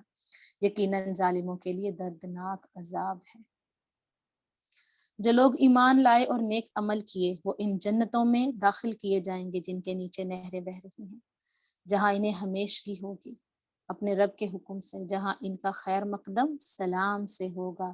تحیتہم فیہا سلام، ہر کوئی ایک دوسرے سے ملاقات کے وقت سلام کرے گا۔ اللہ سبحانہ وتعالیٰ اپنے بندوں کو سلام بھیجیں۔ مومن بندے ایک دوسرے کو ملاقات پر سلام کہیں گے، فرشتے صبح و شام انہیں سلام کرنے آئیں گے، جس طرف سے آئیں گے سلام سلام کی صدائیں آ رہی ہوں گی، سلام اسلام کی پکار وہاں عام ہوئی ہوگی۔ تو یہاں سے ہمیں سلام کی اہمیت پتہ چلتی ہے، کیونکہ سلام جو ہے یہ ایک مسلمان کی پہچان ہے، اور اس پر پھر نیکیاں بھی تو ہیں۔ السلام علیکم کہنے پر 10 نیکیاں، السلام علیکم ورحمۃ اللہ کہنے پر 20 نیکیاں، اور جو اس کے ساتھ وبرکاتہ کا اضافہ کرے گا اس کے لیے 30 نیکیاں۔ تو کتنا آسان ہے نیکیاں کمانا۔ اور یہ جو بچے ہمارے ہائے ہیلو کے ورڈز یوز کرتے ہیں تو بچوں کو ہمیں سلام کی طرف راغب کرنا چاہیے، کیونکہ یہ جنتیوں کا آپس میں گریٹنگ جو کلمات ہیں وہ ہیں۔ کیا آپ نے نہیں دیکھا کہ اللہ نے پاکیزہ بات کی مثال کس طرح بیان فرمائی؟ مثال ایک پاکیزہ درخت کے جس کی جڑ مضبوط ہے اور ٹہنیاں آسمان میں ہے، جو اپنے پروردگار کے حکم سے ہر وقت اپنے پھل لاتا ہے، اور اللہ لوگوں کے سامنے مثالیں بیان فرماتا ہے تاکہ وہ نصیحت حاصل کریں۔ یہاں پہ شجرۃ طیبہ کا ذکر ہوا ہے، یہ کون سا درخت ہے؟ حدیث سے پتہ چلتا ہے کہ یہ کھجور کا درخت ہے۔ نبی کریم صلی اللہ علیہ وسلم کے پاس کھجور کے درخت کا خوشہ لایا گیا تو آپ نے یہ آیت پڑھی تھی اور فرمایا کہ یہ مومن کی مثال ہے۔ درخت سے اب دیکھیں کیوں تشبیہ دی گئی۔ درخت اس وقت تک درخت نہیں بنتا جب تک اس میں 3 چیزیں نہ ہوں۔ اس کی جو جڑ ہے دیٹ شوڈ بی ساؤنڈ، اس کا جو تنا ہے وہ بالکل سیدھا اریکٹ ہونا چاہیے، اور اس کی شاخیں بلند ہونی چاہیے۔ اگر ان میں سے کوئی ایک چیز بھی نہ ہو تو درخت جو ہے وہ کھڑا نہیں رہ سکتا۔ اسی طرح ایمان بھی 3 چیزوں کے بغیر مکمل نہیں ہو سکتا۔ دل کی تصدیق، زبان سے اقرار اور اس کا اظہار، اور جسم سے عمل۔ تو ایمان کے 3 حصے تصدیق، اقرار اور عمل، ٹھیک ہے؟ اور جو عمل ہے وہ سدا بہار ہوتا ہے، ایور گرین۔ جس انسان کے دل میں ایمان ٹھک جائے گا نا، مضبوط ہو جائے گا، جس کی زبان جو ہے وہ اس کا اقرار کرے گی، اور اس سے کیا ہوگا، اس کا عمل خوبصورت ہو جائے گا، احسان کے درجے پر چلا جائے گا، اور وہ ہر وقت اس کا عمل لوگوں کو فائدہ پہنچانے والا ہوگا۔ ہمیں یہ سوچنا ہے کہ کیا ہم وہ درخت ہیں جو ہر وقت پھل دے رہا ہے، جو ہر وقت لوگوں کے لیے نفع کے کام کر رہا ہے۔ تو مومن کے اب اس میں مجھے ذہن میں آ رہا ہے کہ سارے درخت جو ہیں وہ خزاں میں جھڑ جاتے ہیں نا، دیکھیں تو دل گھبراتا ہے، کتنی فرسٹریشن اور ایسے مطلب ایک نا عجیب سی کیفیت ہوتی ہے انسان کی، جیسے سب کچھ لٹ آ گیا ہے۔ تو لیکن کھجور کا درخت کسی موسم میں نہیں لٹتا، وہ سبز ہی رہتا ہے۔ اور پھر یہ تو مومن کی مثال ہے کہ ہر موسم میں، ہر طرح کے حال میں، اچھا ہے برا ہے، اچھے حالات ہیں برے حالات ہیں، وہ ہمیشہ خوش اخلاق اور اس کے اعمال کا، اچھے اعمال کا، نفع مند اعمال کا سلسلہ جاری و ساری رہتا ہے۔ تو مومن کے نیک اعمال رات اور دن ہر موقع پر، ہر وقت اس کو بلند کرتے رہتے ہیں۔ اپنا جائزہ لینا ہے آپ نے اس پر۔ اور پھر اس کے اپوزٹ آ رہا ہے، اور ناپاک بات کی مثال گندے درخت جیسی ہے جو زمین کے کچھ ہی اوپر سے اکھاڑ لیا گیا، اسے کچھ ثبات تو ہے نہیں۔ جڑی بوٹیاں ہوتی ہیں نا زمین میں پھیلی ہوتی، جو کانٹوں والی ہوتی ہیں، مطلب جو گزرے اس کے لیے تکلیف کا باعث ہوتی ہیں، کچھ اسی طرح کا۔ یثبت اللہ الذین آمنوا بالقول الثابت فی الحیات الدنیا وفی الآخرہ، ایمان والوں کو اللہ پکی بات کے ساتھ مضبوط کرتا ہے۔ یہ قول ثابت کیا ہے؟ کلمہ ہے، دنیا کی زندگی میں بھی اور آخرت میں بھی۔ ہاں، نا انصاف لوگوں کو اللہ بہکا دیتا ہے اور اللہ جو چاہے کر گزرتا ہے۔ نبی کریم صلی اللہ علیہ وسلم نے فرمایا ہے، مومن جب اپنی قبر میں بٹھایا جاتا ہے تو اس کے پاس فرشتے آتے ہیں، پھر وہ شہادت دیتا ہے کہ اللہ کے سوا کوئی معبود نہیں اور بے شک محمد صلی اللہ علیہ وسلم اللہ کے رسول ہیں۔ تو یہ اللہ کے اسی فرمان کی تعبیر ہے۔ تو اللہ تعالی ہم سب کو جو ہے وہ توفیق دے کہ ہم جو ہے وہ اسی مومن کی طرح ہوں۔ کیا آپ نے ان کی طرف نظر نہیں ڈالی جنہوں نے اللہ کی نعمت کے بدلے ناشکری کی اور اپنی قوم کو ہلاکت کے گھر میں لا اتارا، یعنی دوزخ میں، جس میں یہ سب جائیں گے، جو بدترین ٹھکانہ ہے۔ انہوں نے اللہ کے ہمسر بنا لیے کہ لوگوں کو اللہ کی راہ سے بہکائیں۔ آپ کہہ دیجئے کہ خیر مزے کر لو، تمہاری بازگشت تو آخر جہنم ہی ہے۔ کل عبادی الذین آمنوا یقیموا الصلاۃ وینفقوا مما رزقناہم سرا وعلانیۃ من قبل ان یأتی یوم لا بیع فیہ ولا خلال۔ میرے ایماندار بندوں سے کہہ دیجئے کہ نمازوں کو قائم رکھیں، اور جو کچھ ہم نے انہیں دے رکھا ہے اس میں سے کچھ نہ کچھ پوشیدہ اور ظاہر خرچ کرتے رہیں، اس سے پہلے کہ وہ دن آ جائے جس میں نہ خرید و فروخت ہوگی، نہ دوستی اور محبت۔ تو اللہ تعالیٰ نے اپنی طرف اپنے بندوں کی نسبت کر کے کیا فرمایا ہے؟ نماز کے قیام کی تاکید کی ہے، اور صدقے کی بات، خرچ کرنے کی بات ہے، نفاق فی سبیل اللہ کی بات ہے۔ تو ڈیلی بیسس پہ ہر پارے میں صدقے کی بات آ رہی ہے، اور رمضان ہے تو اس کی اہمیت جو ہے اور اس کا ثواب اور بھی زیادہ ہے۔ اللہ وہ ہے جس نے آسمانوں اور زمینوں کو پیدا کیا ہے، اور آسمانوں سے بارش برسا کر اس کے ذریعے سے تمہاری روزی کے لیے پھل نکالے ہیں، اور کشتیوں کو تمہارے بس میں کر دیا ہے کہ دریاؤں میں اس کے حکم سے چلیں پھریں۔ اسی نے ندیاں اور نہریں تمہارے اختیار میں کر دی ہیں۔ اسی نے تمہارے لیے سورج چاند کو مسخر کر دیا ہے کہ برابر ہی چل رہے ہیں، اور رات دن کو بھی تمہارے کام میں لگا رکھا ہے۔ ہر چیز کو اللہ تعالیٰ نے انسان کے تابع کیا ہوا۔ اسی نے تمہیں تمہاری منہ مانگی کل چیزوں میں سے دے ہی رکھا ہے۔ اگر تم اللہ کے احسان گننا چاہو تو انہیں پورے گن بھی نہیں سکتے۔ یقیناً انسان بڑا ہی بے انصاف اور ناشکرا ہے۔ ابراہیم کی یہ دعا بھی یاد ہے جب انہوں نے کہا کہ اے میرے پروردگار، رب اجعل ھذا البلد آمنا واجنبنی وبنی ان نعبد الاصنام۔ اے میرے پروردگار، اس شہر کو امن والا بنا دے اور مجھے اور میری اولاد کو بت پرستی سے پناہ دے۔ ابراہیم علیہ السلام کی دعائیں بہت خوبصورت دعائیں ہیں۔ اے میرے پالنے والے معبود، انہوں نے یعنی بتوں نے بہت سے لوگوں کو راہ سے بھٹکا دیا ہے، بس میری تابع داری کرنے والا میرا ہے، اور جو میری نافرمانی کرے گا تو بہت ہی معاف اور کرم کرنے والا ہے۔ اے ہمارے پروردگار، میں نے اپنی کچھ اولاد اس بے کھیتی کے جنگل میں تیرے حرمت والے گھر کے پاس بسائی۔ اے ہمارے پروردگار، یہ اس لیے کہ وہ نماز قائم رکھیں، بس تو کچھ لوگوں کے دلوں کو ان کی طرف مائل کر دے اور انہیں پھلوں کی روزیاں عنایت فرما تاکہ یہ شکر گزاری کریں۔ اے ہمارے پروردگار، تو خوب جانتا ہے جو ہم چھپائیں اور جو ظاہر کریں، زمین و آسمان کی کوئی چیز اللہ پر پوشیدہ نہیں۔ الحمدللہ الذی وہب لی علی الکبر اسماعیل و اسحاق ان ربی لسمیع الدعاء۔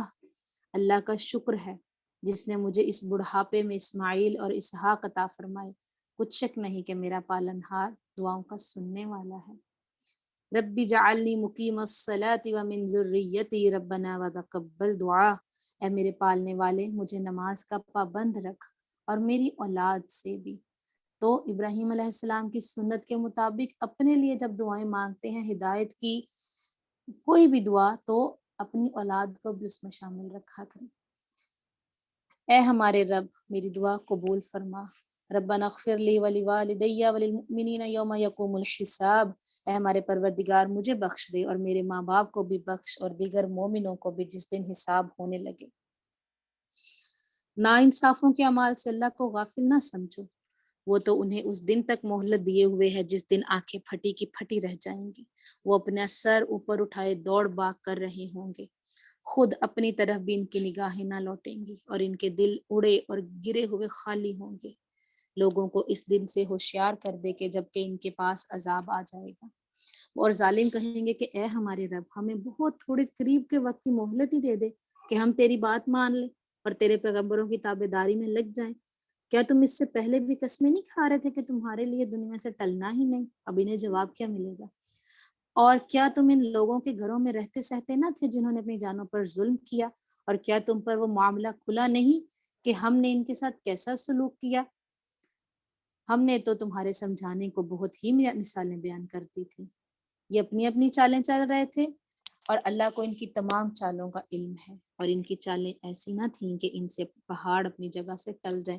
انسان جتنا مرضی زور لگا لے وہ کتنا کچھ کر سکتا ہے۔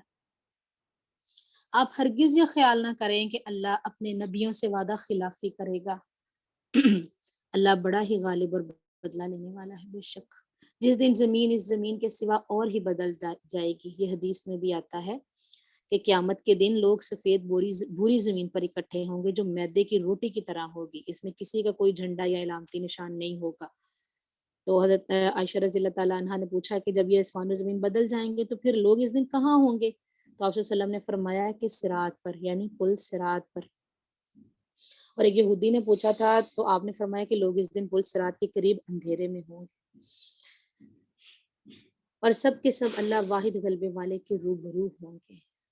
آپ اس دن گناہ گاروں کو دیکھیں گے کہ زنجیروں میں ملے جلے ایک جگہ جکڑے ہوئے ہوں گے، ان کے لباس گندک کے ہوں گے اور آگ ان کے چہروں پر بھی چڑھی ہوئی ہوگی۔ یہ کس لیے؟ یہ اس لیے کہ اللہ ہر شخص کو اس کے کیے ہوئے اعمال کا بدلہ دے، بے شک اللہ جلد حساب لینے والا ہے۔ ھذا بلاغ للناس ولینذروا به وليعلموا انما هو الہ واحد وَلِيَذَّكَّرَ أُولُو الْأَلْبَابِ۔ یہ قرآن تمام لوگوں کے لیے اطلاع نامہ ہے کہ اس کے ذریعے سے وہ ہوشیار کر دیے جائیں۔ قرآن کے آنے کا مقصد لوگوں کو پہنچایا جانا اور لوگوں کو خبردار کرنا، اور بخوبی معلوم کر لیں کہ اللہ ایک ہی معبود ہے، اور تاکہ عقل مند لوگ سمجھ لیں۔ سورۃ الحجر، بسم اللہ الرحمن الرحیم، شروع اللہ کے نام سے جو بہت مہربان نہایت رحم کرنے والا ہے۔ الف لام را تلک آیات الکتاب و قرآن مبین۔ الف لام را یہ کتاب الہی اور روشن قرآن کی آیتیں ہیں۔ الحمدللہ ہمارا جو 13واں پارہ ہے وہ مکمل ہوا۔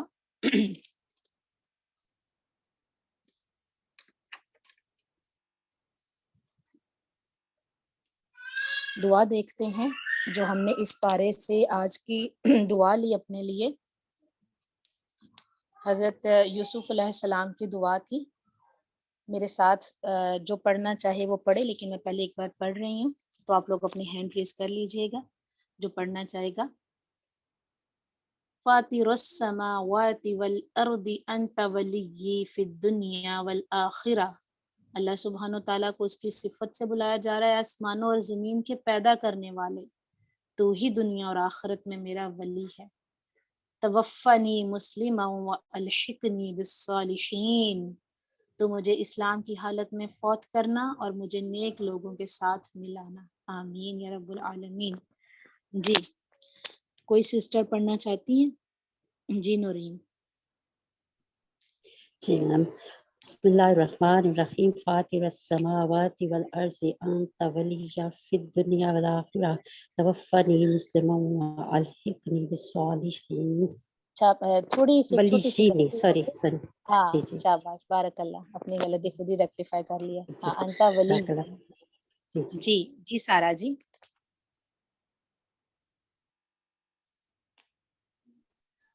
السلام علیکم ورحمۃ اللہ وبرکاتہ۔ وعلیکم السلام ورحمۃ اللہ وبرکاتہ۔ فاطر السماوات والارض انت ولی فی الدنیا والآخرۃ توفانی مسلما والحقنی بالصالحین۔ بارک اللہ. جب بھی آپ کوئی دعا پڑھیں تو اس یاد کریں تو اس کا ترجمہ ضرور ذہن میں رکھیں، پھر اس طرح انسان زیادہ دل سے مانگتا ہے. صرف پھر عربی، وہ تو ایسے تو عربی رٹانے والی بات ہو جائے گی نا، تو اس کا جی ترجمہ ضرور ذہن میں رکھیں. جی جی کوئی اچھا، اور؟ تبارک اللہ.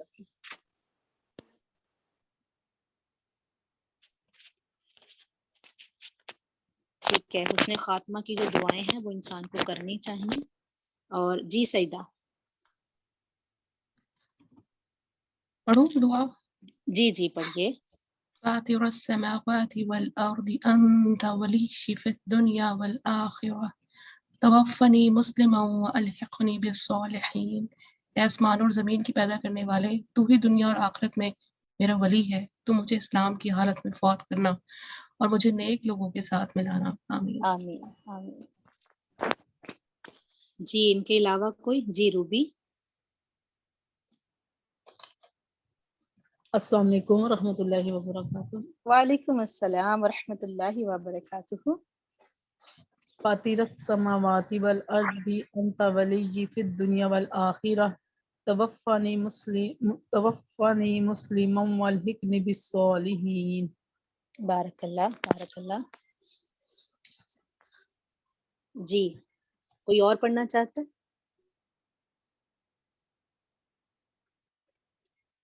ٹھیک ہے، ڈسکشن کر لیتے ہیں.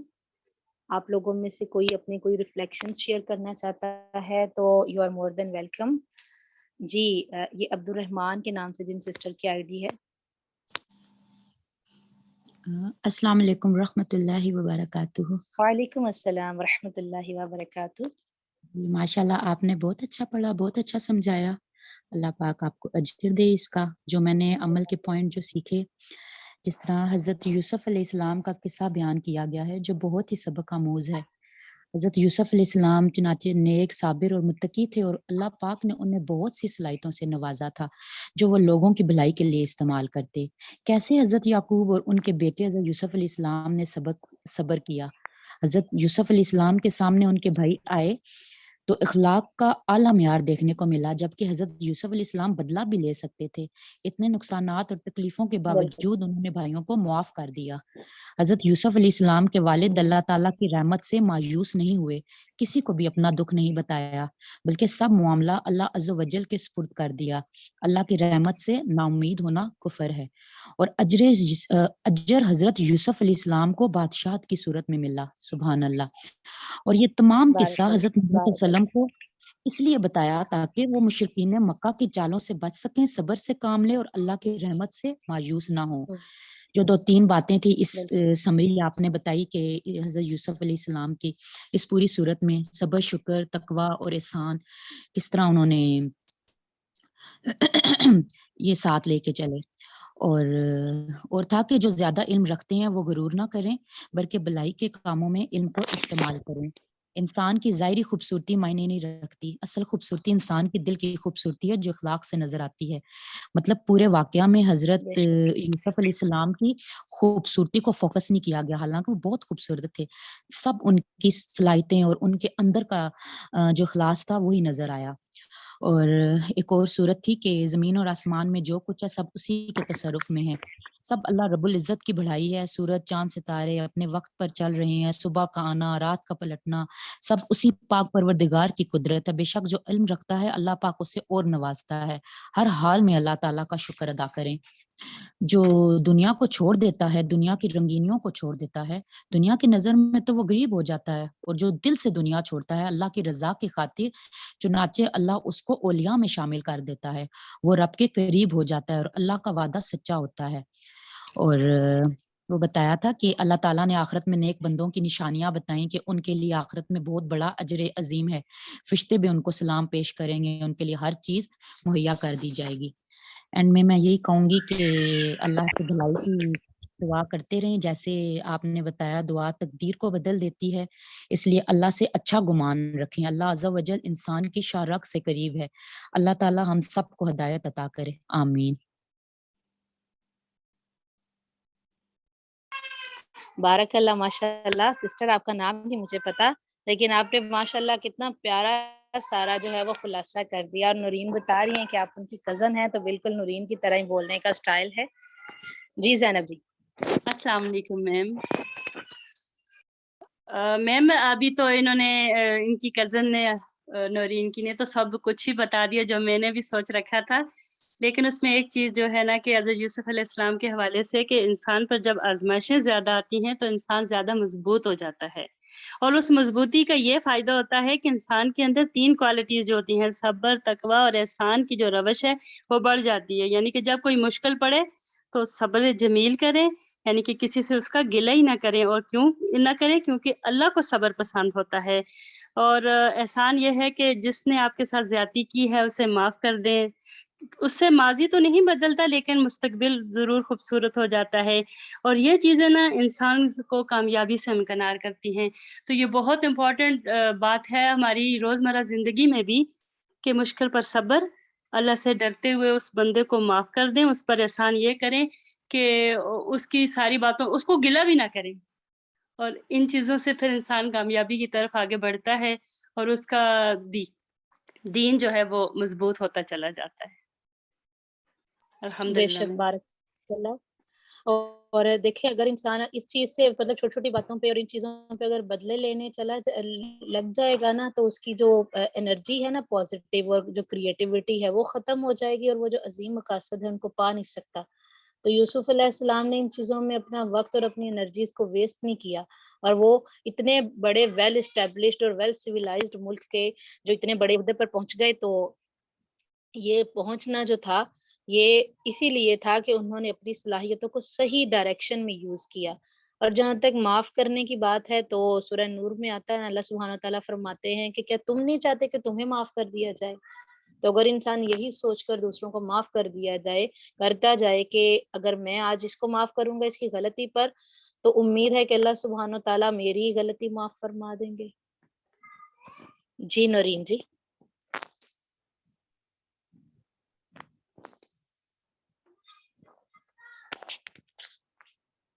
जी, जी नौरीन जी का मैम, हैंड अस्सलाम रेज़ है वालेकुम। इनका सॉरी माइक सॉरी सॉरी, वो जी, माइक नौरीन। मेरा म्यूट हो गया था मैम। वैसे तो मैंने बहुत बहुत सारे पॉइंट माशाल्लाह आज नोट किए हैं आपने, माशाल्लाह इतने अच्छे से वो कराया माशाल्लाह। मैम आपको तो क्या बात है, अल्हम्दुलिल्लाह। लेकिन मैं एक चीज ये जरूर कहूँगी कि वही का इल्म रूह की नरिशमेंट के लिए जरूरी है, यानी कि कुरान पाक से कंप्लीट कोड ऑफ लाइफ, और इसको पढ़ते रहना चाहिए और इसी से ही हदायत और रहनुमाई मिलती है, सबसे जरूरी चीज़ है। जी, बिल्कुल वो सूरा में आया भी ना कि वही इलाही जो है वो इंसान की रूह की जो है वो नशोनुमा करती है। तो इसीलिए कुरान को बार-बार पढ़ें और ये ऐसी किताब है कि इंसान इससे उकताता नहीं, बोर नहीं होता। हर बार नए सिरे से नई चीज़ फ़ील होती है और हर बार आपको नया कुछ सीखने को मिलता है। आपकी इतने अच्छे तरीके से सफाई हो रही होती है। जी, सईदा। अस्सलाम वालेकुम रहमतुल्लाहि व बरकातुहू। वालेकुम अस्सलाम रहमतुल्लाहि व बरकातुहू। बारकल्लाहु फीक। सुभान अल्लाह, आपने जो जिस तरह पारे को स्टार्ट से लेके एंड तक लिया है और इतना इतना ज़बरदस्त और इतना खूबसूरती से आपने हर चीज़ को एक्सप्लेन किया है। अल्हम्दुलिल्लाह, अल्लाह सुब्हानहू व तआला आपसे कबूल फरमाए, आमीन। आपको बेहतरीन जज़ाए खैर दे दुनिया और आखिरत दोनों में। मेरा जो पॉइंट था वो ये था कि शैतान की बात हुई सूरा के अंदर कि शैतान का अल्लाह सुब्हानहू व तआला ने मकसद खोल के हमें बताया कि देखो ये क़यामत के दिन जिस दिन सज़ा जज़ा का दिन होगा उस दिन ये हाथ उठाएगा, हाथ ऊपर कर लेगा कि मैंने तो तुम्हें बुराई की तरफ नहीं बुलाया, मैंने तो तुम्हें सिर्फ इन्विटेशन दी थी, इन्विटेशन एक्सेप्ट तुमने खुद की है। मतलब वो सिर्फ हमें इनवाइट करता है, वो खुद कह रहा है ना, वो उसको खुद कहेगा कि मैंने तो तुम्हें सिर्फ इनवाइट किया था, एक्सेप्ट तुमने किया है। यानी कि हर बुरी चीज़ का जो हम वो कहते हैं ना कि हाँ, ये बुरा हो गया तो शैतान ने करवाया, शैतान ने करवाया। शैतान ने तो करवाया है, उसे तो सिर्फ उकसाया है। हमने उसकी इन्विटेशन खुद कबूल की है। हम खुद आगे चल के गए उसको कबूल करने के लिए। तो देखिए वो हाथ उठा रहा है। तो हमें कितना अलर्ट रहना है अपने दुश्मन से कि वो कितना शातिर है और उस कैसे साफ गोई से वो बयान कर रहा है तमाम बातें। देखो मैंने तो कुछ नहीं किया, सिंपल तुम्हारा कसूर है। तो हमें बहुत ज़्यादा मुहतात होने की ज़रूरत है कि हर अमल हमारा हम खुद चेक करें अपने आप को कि हम जो अल्फाज निकाल रहे हैं अपनी ज़बान से, جو عمل کر رہے ہیں اپنے اعضاء سے، جو سوچ رہے ہیں اپنے دل سے، وہ سب کی گواہی وہ اس طرح دے گا کہ میں نے تو کچھ نہیں کیا، جو کچھ کیا تم نے کیا ہے. سو ہمیں پھر کوئی بچانے والا نہیں ہوگا. تو ہمیں بہت ہی محتاط ہونے کی ضرورت ہے. بہت ہی مطلب بیسٹ پوائنٹ تھا میرے لیے کہ میں نے یہ دیکھنا ہے کہ ہر چیز جو میں برا کر رہی ہوں تو وہ میری اپنی نفس کی اس سے پکار سے ہوا ہے، شیطان کی پکار سے نہیں ہوا. وہ تو مجھے اکسا کے چلا گیا. میں نے انویٹیشن قبول کی ہے، اس کی پکار میں قبول کی ہے. وہ مجھے دعوت دے کے گیا ہے، یہ قبول کر لو، یہ میں نے خود قبول کیا ہے. سو بڑا ہی محتاط رہنے کی ضرورت ہے. زندگی محتاط ہو کے گزارنی ہے. ہمارا دشمن بہت شاطر ہے. وہ ہم شیر ہے تو وہ سوا شیر ہے. سو ہمیں ایسا اس کو بننے نہیں دینا. ہم نے اس کو مات کرنا ہے کہ دیکھو ہم نے تمہاری انویٹیشن قبول نہیں کی ہے، آؤ بچوں جتنا کر سکتے ہو کرو، جتنا بہکا سکتے ہو بہکاؤ، کتنا بہکاؤ گے، لیکن میں نے بہکنا نہیں ہے انشاءاللہ تعالی. جزاک اللہ خیر کثیر. انشاءاللہ. اور اللہ سبحانہ و تعالیٰ کی کتنی رحمت ہے نا کہ اس دن کے واقعات اور جو لوگوں کے باہم آپس میں جو کنورسیشنز ہوگی، جو باہم مکالمے ہوں گے، ڈائیلاگز ہوں گے، ان کو کس طرح ایکسپلین کر دیا ہمیں، بتا کے پورا انسائٹ دے دی ہے. اور اگر ہم پھر بھی نہیں سمجھتے تو یہ ہماری جو ہے وہ کتنی بڑی کوتاہی ہے نا. بے شک. جی کوئی اور شیئر کرنا چاہتا ہے کوئی کمنٹ؟ چلیں ہم پھر اپنی جو کلاس ہے اس کا اختتام کر لیتے ہیں. اللہ سے دعا ہے کہ اللہ تعالی ہمیں اس مہینے کی برکتیں اور رحمتیں سمیٹنے کی صحیح معنوں میں توفیق عطا فرمائے، اور ہمارا یہ رمضان ہمارے پچھلے تمام رمضانوں سے بہترین گزرے، کیونکہ مومن کا آنے والا کل جو ہے وہ بیتے ہوئے کل سے جو ہے وہ بہترین ہوتا ہے. اور ہم جو بھی اچھا یا چھوٹا یا بڑا کوئی بھی عمل کریں تو وہ صرف اور صرف خالص اللہ سبحانہ تعالیٰ کے لیے ہو. سبحانک اللہم و بحمدک اشہد ان لا الہ الا انت استغفرک و اتوب الیک. السلام علیکم ورحمۃ اللہ وبرکاتہ. وعلیکم السلام ورحمۃ اللہ وبرکاتہ. جزاک اللہ خیرا کثیر.